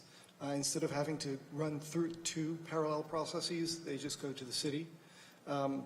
I hope to use this as a template for working with our other ETJ cities, using their development and their staff as the primary point of contact for applicants. But you've seen this before. I mean, you can't, like I said, I know that we went down this road years ago. And again, until the city gets ready to seed it, we're in a state of flux. Yes, sir. That's key, getting the right players. And that, unfortunately, this city has been one of my challenged cities, but we got the right person in there, and she's driving it. Yes, sir. Absolutely. It's made all the difference. It took some time to be ready, and I think that first of all, I want to thank all the other departments, all the other personnel who, on this county side, particularly in Public Works, and the Civil DA, who reviewed the agreement and made sure we were in the right place. And then, of course, the city staff who were ready for this. Yeah. And I hope our other cities will be also come to the table as quickly. Thank you, Mr. Tamayo. Thank no you. pressure. And then last but not least, I want to thank, of course, in your pretrial services and information. I know that this being in the Continuing Improvement Committee as well as the Criminal Justice Advisory Board, I think Mr. Steele and Mr. Segura have done a very good job in presenting and moving forward and educating us on where we are with pretrial services. And I also want to thank Dr. Watkins and Budget for, the very needed personnel that they're going to require. So with that being said, that's all with me. Thank you, colleagues. Thank you, Judge. HHS, good on 18, that's money, that's carryover money, and I think the other was 20,000 for the interlocal agreement? 22. Okay. Long overdue. We keep talking about the Mason-Dixon line. Most of that positive breathing challenges is below 30. Where it's the kennels, you can say what you want to say. We're not a entertainment area, but most of it is still below 30. And this begins to deal with the schools in a very positive way and is part of the CHNA. So thank you. All those in favor, signify by saying aye. Aye. Opposed? Motion carries unanimously. I guess next we can take up, well, next would be 4, but let's take up 44 first, because it's the parking budget. So moved. Second. Are there other comments? And you have to spend a whole lot of time with it. I'm not going to support them. Like I said, parking does some things good and rest of them worth the damn. In the entire C-suite structure, there is not one black man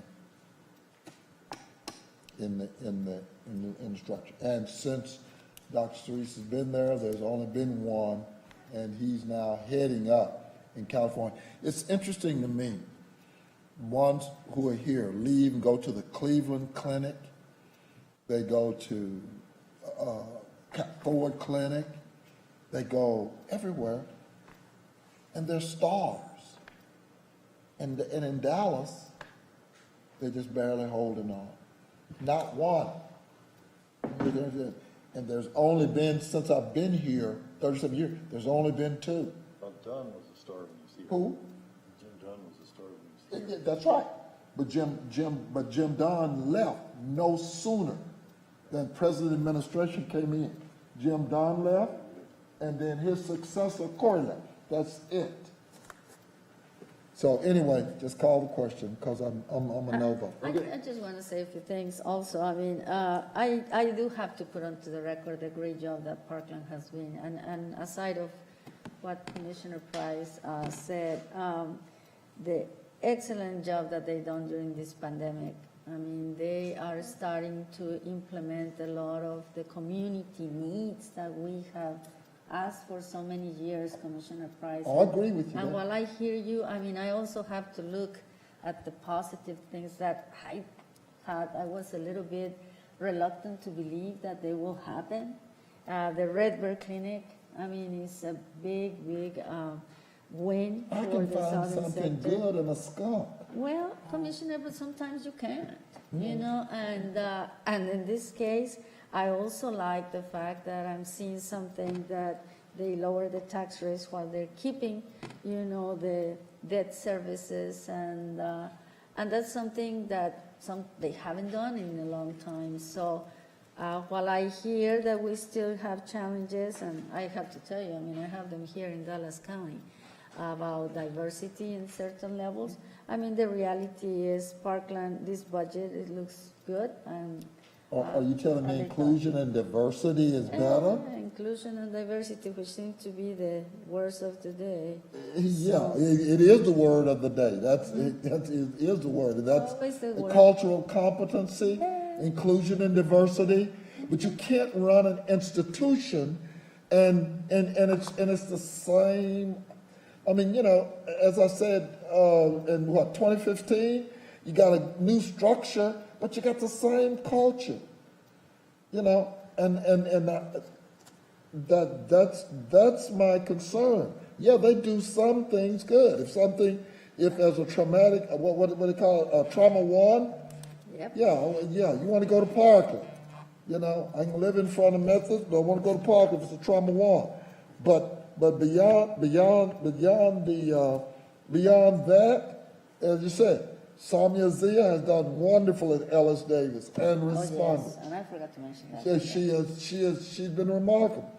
But you find 1 or 2 things that they've done well, and as I just talked about, opening Redbird, you know, opening some clinics. But the problem is, at the end of the day, I still got problems in terms of administration, and all of it's not white, because I mean, the biggest problem they got out there, as far as I am concerned, you know, is the black woman in charge of Office of Talent Management. She's the problem. She's, you know. Anyway, call the question, Judge. All those in favor, signify by saying aye. Aye. Any opposed? Nay. Motion carries 4-1. Next up is Court Order 4, the Parkland budget. Is there a motion on the budget? That's the tax rate, Judge. Sorry. Tax rate. Parkland tax rate. So moved. Second. All those in favor, signify by saying aye. Aye. Opposed? I'll support the rate. Okay. That motion carries unanimously. Next up is Court Order number 5. The, Number 5. okay, Budget appropriation. budget appropriation for, For the, ARP. it's 464 fund. Why did we pull it out? Local number 5, it Yeah, was, that's the 464 fund. Why? Why did we pull it? Doctor? that was pulled by you, Commissioner Price. No. I pulled 4. I just rearrange. Okay, well, if it was a mistaken pull, let's just vote that Okay. out here and go to the next. Yeah, so moved. Second. All those in favor, signify by saying aye. Great. Next one up is 21. Oh, yeah. What, Judge? What'd you say? I'm sorry. 21. 21. Sorry. Hold on.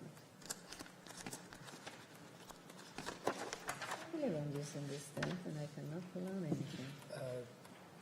Has anyone moved it, or?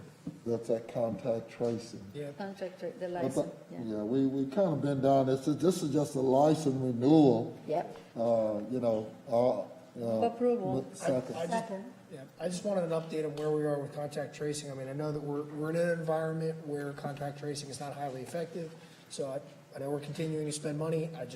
As I see this, I want to see updates, because at some point, we're going to be taking over the cost burden for this when these, federal funds run out. So I just want to know what progress we have. Sure. So these licenses and the Salesforce license, it's not just for contact tracing, it's also for our whole disease investigation, all the data and any, when we interview any cases, all of that is within that system. We are also still developing the whole data engine to take that, as well as the systems for ingesting electronically all the electronic labs from the state, all of the electronic case reports from the hospitals. But the Salesforce is our mechanism for interviewing people who are identified as positive. Then the contact tracing. So some of the licenses, there is the Presidio and the Twilio that are the telephone sort of systems for contacting them, making those, setting up like the call center. So those, some of those will scale down as some of the numbers go down, also the number of licenses. Although, what we're trying to do is to develop the whole disease investigation system so that not only for COVID, but we can do these and use the tools in Salesforce for all of the reportable conditions, the 100+ conditions that there are. So we need the license immediately just to keep the system going right now. If we don't have that, it's going to. And I understand that we have traditionally in Dallas County gotten to a place sometimes where we purchase up the software and we don't have very solid process behind it and good project managers in that regard. So regarding getting good use out of these tools right now and in the future, do you feel as though you have a handle on you're documenting your process, you're refining it as you go along? How are those types of things going, making sure that the process is up to the great tool? How are we doing that? Or how is it going? It's going very well. We're working very closely with IT and their staff, and our contractor Accenture. I mean, it's really there are other local health departments that are interested in getting onto what we're doing with this and perhaps sort of using the system that we're developing. So we're really sort of at the cutting edge and state of the art. We're talking to the state. We have regular hearings with and meetings with the people who are doing the state systems as well as the CDC and federal systems to ingest, again, get these data so that we can get away from the paper faxes, the paper systems, and we're also working with some of the other local health departments to standardize this. But I think that what we're developing is really going to be state of the art for modernizing the public health infrastructure and data systems. I mean, what's nice is there is recognition, certainly at the federal and state level, and some of these investments in the grant funds are available specifically to do it and take advantage at this time for doing it. So, I mean, again, it's more than we've had in the past to invest in these systems, but it's really important, as we've seen for COVID. So if you'll bear with us as we sort of go through this development, some of it, again, it's taking some of these antiquated ways that we've been collecting information and trying to, modernize the ingestion and the mapping and use the tools that are now available for all other industries and things. No, absolutely. Now's the time to get it right before the next thing. So, I completely understand that. I just want to make sure that we're on that track. Regarding the Accenture engagement, what's the, anticipated kind of handoff? How much longer are you going to be working with Accenture? What is the size of their engagement right now? And when do you anticipate that handoff? So, we're ready to take control of our operations, continuously improve them, and be ready to manage it. Right, and we're working, with IT on that. I mean, we have it going through December now, and we think there's probably going to be an extension soon into the spring, because we're trying to also bring in some of the social services information and, create some of those so we can connect the social services with some of the other information that we're gathering. So it's probably going to be another expansion into the spring. Yeah, no, I mean, regarding bang for your buck, getting those connections, particularly in the other social services, is critical, right? I mean, you can't be healthy if you're not housed. You can't, there's so many things that go wrong. So, yeah, I'm very appreciative of that. Thank you. I was just looking at the financial impact on this. Is it paid primarily through the grant then from CDC? Is that it? Right, these are using this, like we're getting funding from CDC through the state that's supporting this public health infrastructure development. Okay. Thank you. All right, are we ready to vote? All those in favor, signify by saying aye. Aye. Any opposed? Motion carries unanimously. All right, that takes us to public speakers, I guess. All right, we've already read the rules of the quorum for our public speakers. Our first public speaker is Dolores Phillips. Ms. Dolores Phillips, come on down. I see you. All right. Ms. Phillips, same person. Good afternoon. Dolores Phillips, 567 West Dickey Road, Apartment A, Grand Prairie, Texas, 75051. I've been speaking before you since early part of 2014. I found Robert Groden's case on last year. Robert Groden, in his 2006 complaint, DC 06-125501, in part reads, on September 12, 2005, plaintiff was physically present on DULY Plaza on or about the North Grassy Knoll on Elm Street, west of Houston Street in Dallas, Texas. Suddenly, and without any warning or other indication, a noxious misty cloud enveloped plaintiff, whereupon plaintiff breathed and inhaled some of the noxious yellow misty cloud, causing the chemicals contained within such noxious yellow cloud to enter plaintiff's body through his respiratory system. And it goes on. That was 2006. He filed a personal injury claim. He prevailed. Dallas continued to battle this man who's 2 decades my elder. For 20 years, they battled this man because his ideology was different from Dallas. In 2010, Robert Groden spoke with the then head city judge Lambert and told him that he was having issues with the city of Dallas. Judge Lambert advised Robert Groden to file a complaint in federal court. That's what Robert Groden did. All at the same time, I'm being battled by the city of Dallas, Dallas County, and Dallas Police Department.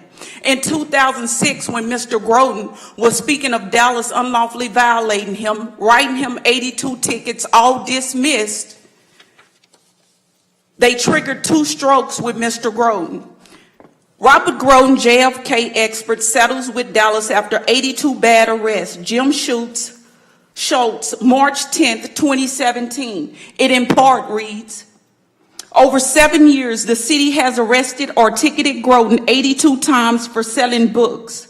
Dallas kept ticketing and arresting Groden even though the city's own municipal judges ruled all of those tickets and arrests were bogus. This week, when news of the settlement became known, City Council member Philip Kingston vowed to continue fighting to find out who was behind all of it in the first place. The truth is that he was being targeted, Kingston said. It's crystal clear. So I have asked Dallas City Attorney Larry Casto to go dig and find out who ordered all this crap in the first place. No cop did that on his own. Green Oaks, October 25th, 2013 was premeditated. 2 days prior to premeditated Green Oaks, I spoke at the city council meeting, which was October 23rd, 2013.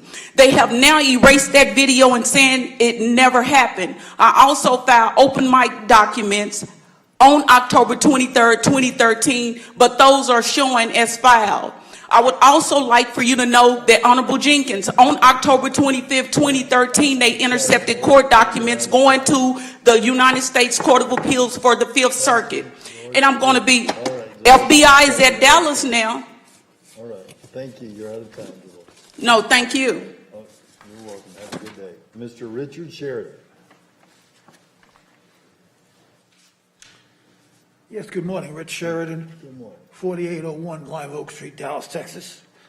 Most of the information that I will provide you today is from a book written by best-selling author Dr. Joseph McCullough with the foreword by Robert F. Kennedy, Jr., entitled The Truth About COVID-19, Exposing the Great Reset, Lockdowns, Vaccine Passports, and the New Normal. And I will also be referring to other sources. Hydroxychloroquine versus the COVID-19 vaccine. And you stated that there's a 25% of the population is resisting taking the vaccine, and there's many reasons for it. And there have been protests across the country and here in Dallas County about the pending mandates. Let's look at hydroxychloroquine, or HCQ. HCQ has been used safely for over 65 years on many millions of patients and also millions of American soldiers during the Vietnam War, and now it's effectively being used for HCQ. A Houston black doctor named Stella Emanuel, along with some 5 other doctors calling themselves America's frontline doctors, stood in front of the U.S. Supreme Court at a press conference and stated that hydroxychloroquine, HCQ, was successful in curing many of her COVID patients. Again, it's time to offer a choice. 25% are resisting, and they find out about HCQ, I think they'll make that choice. It's a pill and not an injection.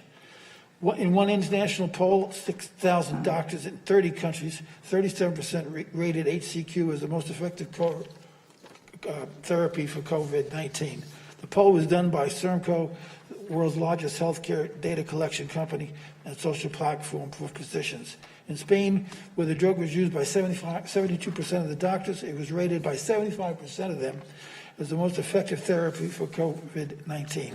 As reported by the High Wire in July 2020, French scientist and prize-winning infectious disease expert Didier Roulet is quoted as saying, a combination of HCQ and Irrigation administered upon immediate diagnosis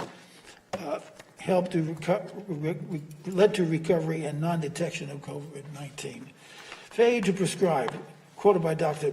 McCullough, failure to prescribe HCQ to a COVID-19 patient, it should be grounds for malpractice. There's a lot more that I could say, but basically my bottom line is that it's been used effectively for many years, and the vaccines do not have a long-term successful track record. In fact, it's becoming very controversial about what is in that vaccine. So I encourage Dallas County to call on the Health and Human Services to investigate HCQ as an alternative to get the other 25% to protect themselves. Thank you very much. All right, our next speaker.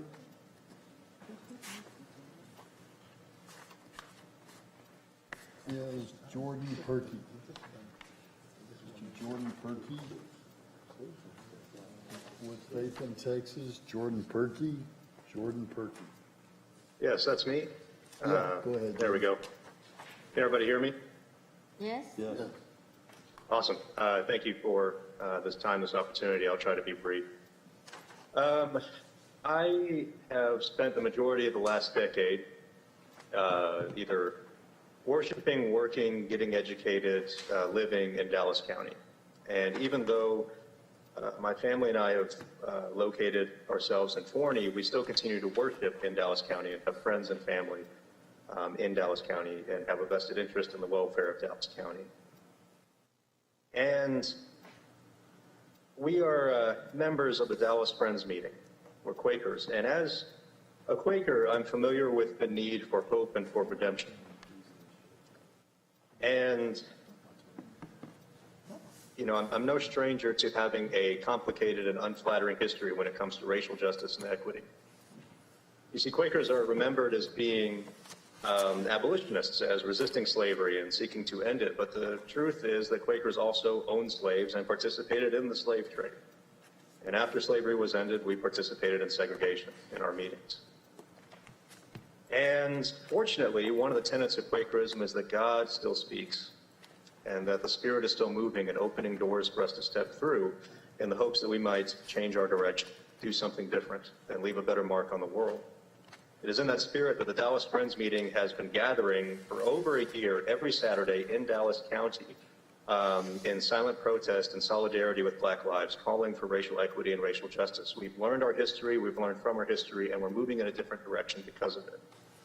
And that is the kind of opportunity that I believe rests before you now, especially with the budget considerations coming up next week.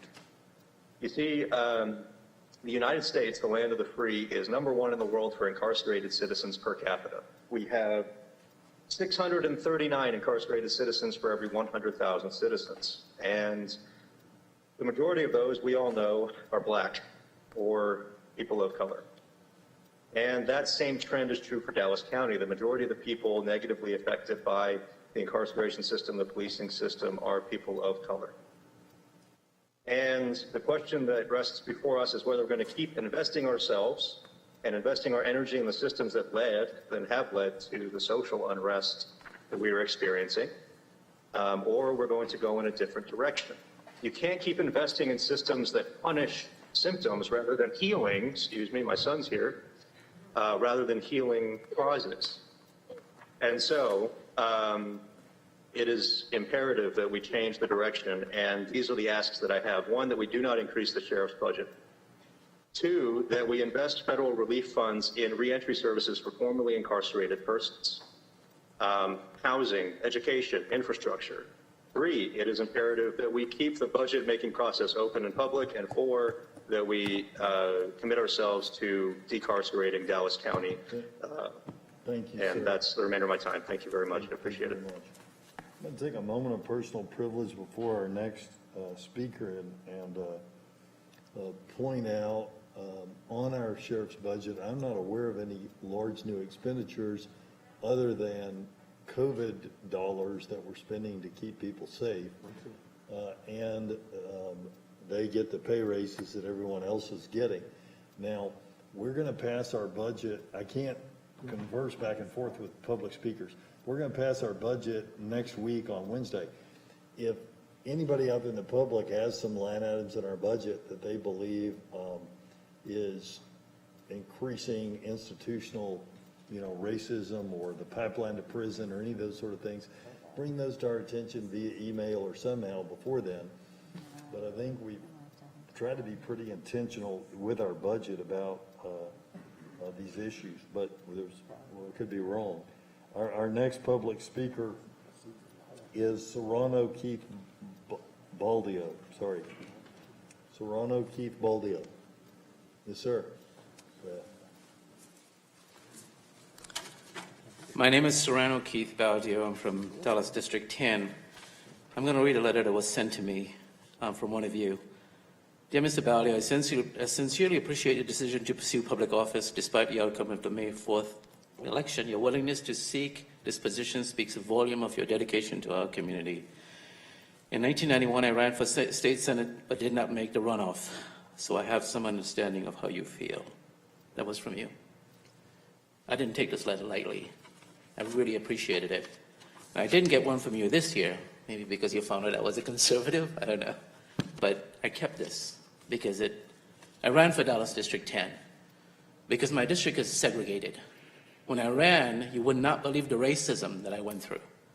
I was told I was a Democrat, don't support me by the Republican Party because of the color of my skin. I'm a conservative. But it's the death toll, it's the crime, it's everything that happens in my district that made me want to run. Because the guy right there, he's the one that voted to keep Confederate monuments, ban Latinos and immigrants from serving on the boards and commissions, even if they're illegal. And I called him a racist, and I called him a white supremacist. I said, you don't deserve to run 62% of this minority community. I just had 5 black people killed in my community, gunned down. I'm not worried about people at the border. I'm worried about people in my community. And I had a newspaper in Paterson, New Jersey, where I had to deal with these issues. This is not a new game for me, not my first rodeo. I fought for those rights, but today I came to you for help. We had a meeting for crime. The mayor didn't show up, police chief didn't show up, the councilman didn't show up. But if somebody was shot in Lake Highlands, there'd be everybody there. If a white person was shot in Lake Highlands. But I got 5 dead black people in my community, and no one shows up. So what I want, and I have people hungry, I have people being evicted, I have people that can't apply and don't know how to apply for help. So what I want from you guys is I want to open a help center. And I know you have a budget coming. I'm going to deal with Dallas in a different way. But I need a help center from you guys. And I know we spend $200 and something thousand to tell people they can't get salary or they push for the salary and money that was wasted. And I see that you have the power to override stuff like that, Mr. Jenkins. My wife said, if you run for office, she'll vote for you. I said, you know, he's a Democrat. She said, I don't care. I'll vote for him because of how he fights for people. And I commend you giving the salaries to people up here. But in the streets, people are getting evicted. They are hungry. They're going out, and there's nowhere to go. I had a woman crying that she needs my help. And I don't know how to help her. She thought I was the councilman. But I know that you can help me. And if you want to defer your salary to help me open up a help center to help them apply for the help. And I know the county just got their raise, but people in the streets don't have anybody in my District 10, especially the 62% minorities. So I came to you to ask you if you can do something to help me open up a help center for them. Thank you. Thank you.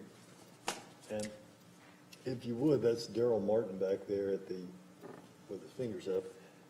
We do have some help resources through our ARPA funding, so we might connect with you on that.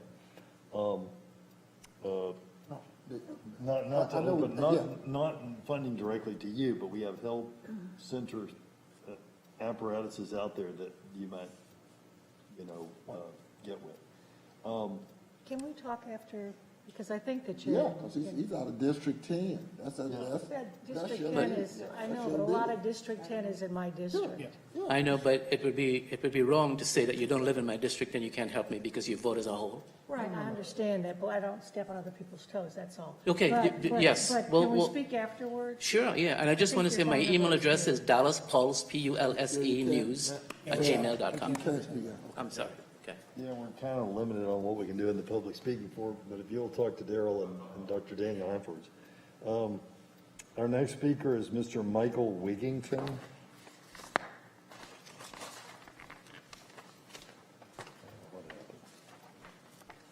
Mr. Michael Wigington. Go ahead, sir. Good afternoon. I come here before the Commissioners Court today to express some concerns I have regarding an investigation into a complaint Dallas County received against UAS Officer Alvarado on June 29th, 2021. It is my understanding that Commissioner KOCH has indicated that he intends to bring this matter up before the court after doing some fact-finding, for which I am grateful. I simply wish to ensure that all members of this court are aware of certain key facts regarding the investigation as it stands. I have submitted 2 documents to the court through the county clerk. I have copies of them right here if anybody would like a physical copy. The first shows that at 12:09 p.m. on June 30th, Mike Barber emailed Officer Alvarado responses to questions raised in the submitted complaint. 29 minutes later, at 12:38 p.m., Alvarado emails Barber his recounting of the events that led to the complaint. Only after both the complaint and the results of the investigation were in hand was Alvarado ever asked to commit his tale to documentation. In fact, there do not appear to be any records of any kind maintained by Dallas County that logged the interaction before Barber's investigation was concluded. In fact, my Texas Public Information Act request for any departmental records of Alvarado's enforcement activity on Esquire Lane on June 25th and 26th was closed with no responsive documents for that portion of my request. No concurrent case logs, investigation notes, dispatch logs, badge cam, or any document of any kind appears to have been made by for Alvarado's reported interaction with Michelle or any of the other abatement activities he claimed to have performed on those days in his report. This shows there was no good faith attempt at fact-finding before the investigation was concluded. This also reveals serious issues regarding the department's compliance with their own standard operating procedures and basic record-keeping practices. Does this court ratify the methods and results of Barber's investigation? If not, I beseech it to take this matter seriously when looking into how this investigation was conducted. Thank you. Thank you. And if anyone would like a copy. If you can, give those to, there you go, to Commissioner Koch, and we'll give them to us. Thank you. And our next speaker is Michelle Wigington. Michelle Wigington? Oh, there you go. Thank you.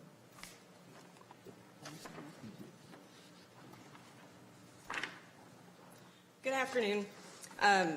Just a side note, coming here today, it's $10 to park in the public parking. It's hard to get here anyways from Rowlett. $10 for public parking.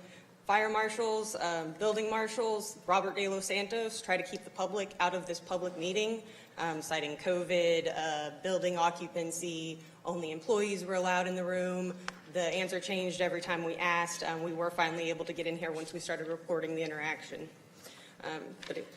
I'm Michelle Wigington from Esquire Lane. I'm commenting on the agenda item 15 in the executive session is step back pay for Fire Marshal Employee 51913 Michael Barber. Barber's temporary promotion to interim director of the DUOS went into effect August 1st, 2020, and according to Commissioner's Court Order 2000-173, a temporary position may not exceed 6 months without the Commissioner's Court approval. After searching, I have found no records indicating this court has approved the promotion to last longer than 6 months. A Texas Public Information Act request for documents granting such approval has yet to be answered. I ask that this court ensure its court orders are being followed and require that a request for authorization to extend this temporary assignment past 6 months be submitted if such authorization has not been granted. Additionally, Dallas County Code of Ordinances, Section 34-123B, declares that information defined in 34-123A must be summarized and presented before the court on a quarterly basis by the director of the county's nuisance abatement program. A Texas Public Information Act request concluded that no such documents could be located for any quarter within the past 2 years. Again, I ask that this court ensure its codes are being followed and require that the county's nuisance and abatement director present the reports as mandated. Thank you for your time. Thank you.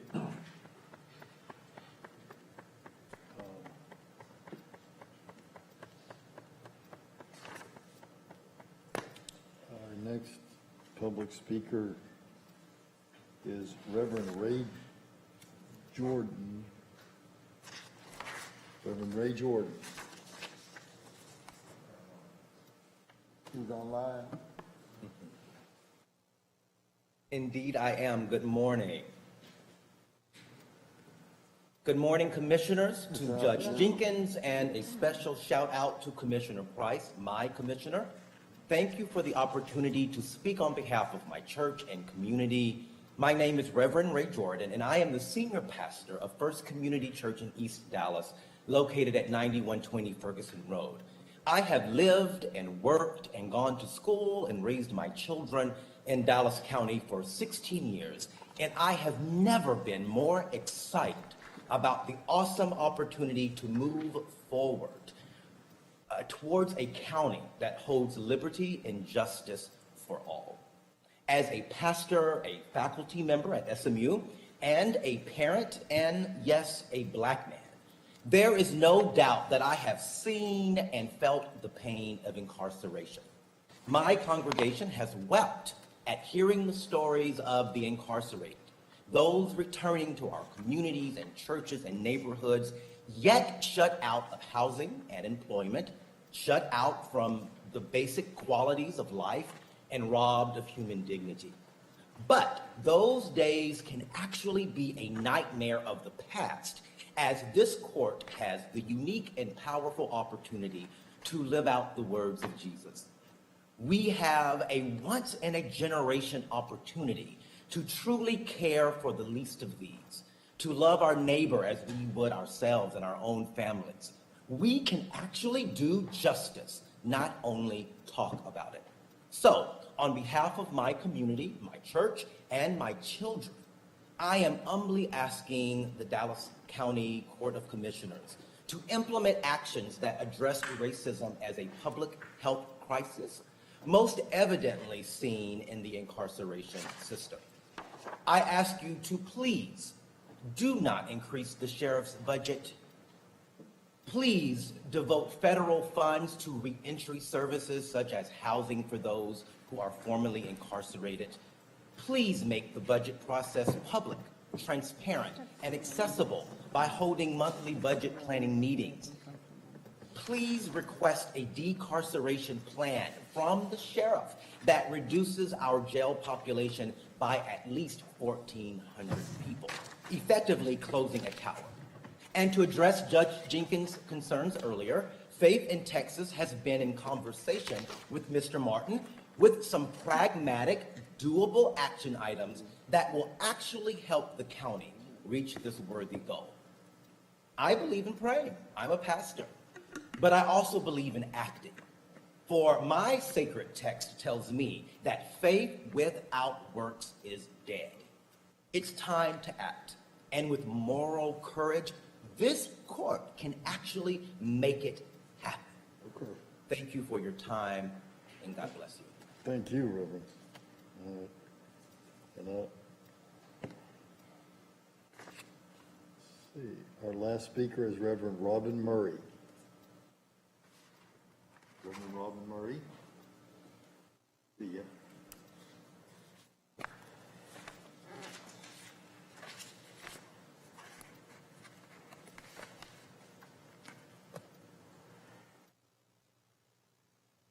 Okay. Can you hear me? Yes, Reverend. Yes. Good morning. Yes. Reverend Robin Murray, 1413 Esther's Road, Irving. I live, work, and get to do ministry in Dallas County. I also had the honor of serving the people in South Dallas as an associate pastor at Life AME Church in 75215 and 223. Today, I want to speak to you about our budget that you will pass. I ask that we ensure our budget is one that invests deeply in the communities you serve and does not increase investments in the systems of mass incarceration that unfortunately feeds systemic racism, which many of you know and have claimed as a public health crisis. I acknowledge and thank this court for how you have been leaders in our state during the pandemic. Additionally, I acknowledge that you attempted to put provisions in place in last year's budget with the Deflection Center, as well as your staff beginning to work with us and others regarding the upcoming budget. These things are great starts to important changes that need to happen in our county. And today, I ask that you continue to be strong and courageous in a season that is calling us to do a new thing. According to the sacred Christian text, God sees every person as God's sacred creation made in God's image. We are equal before God and worthy of dignity, care, and respect, even when we make mistakes, even those who have been caught for their mistakes and put in incarceration. There is a lot to be said about the debate of safety in our country, but one thing I know is that our current practice of making incredible investments in the jail incarceration system is not the right path. I've seen the devastating impact of over-policing in the communities I've served, of people being held in detention centers, of the lack of adequate services for those reentering back into society from incarceration.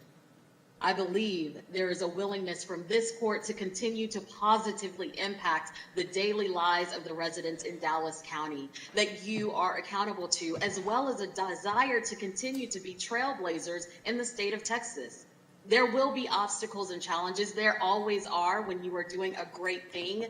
But it's in those moments that I urge this court again to be strong and courageous, to walk boldly in the possibility of expanding a territory of justice and righteousness for all that will elevate you and the people you serve. I ask you to pass a moral budget.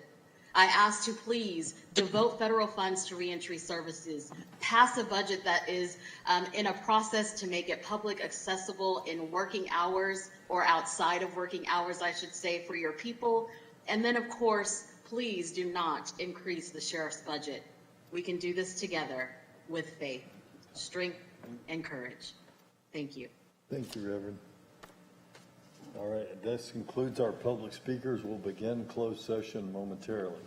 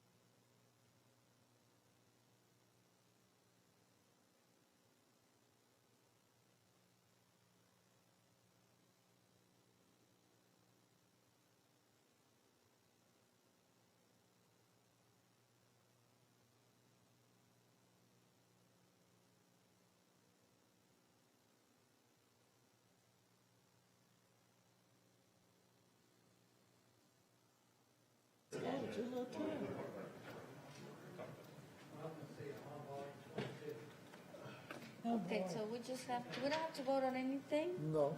So just have adjourn? Commissioner Price can do it. We have a quorum. Since we're closing the meeting and it said no action on 45, we're not doing anything Okay. on 45. 45 was closed, but we're not going to act upon it. Okay? Yes, sir. You got it, right? Yeah, good. Koch. Jason wants to be here for this.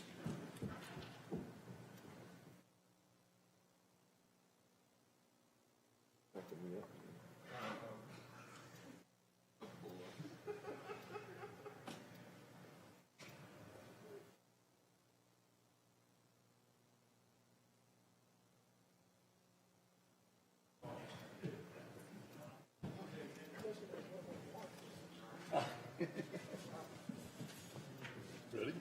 Yep.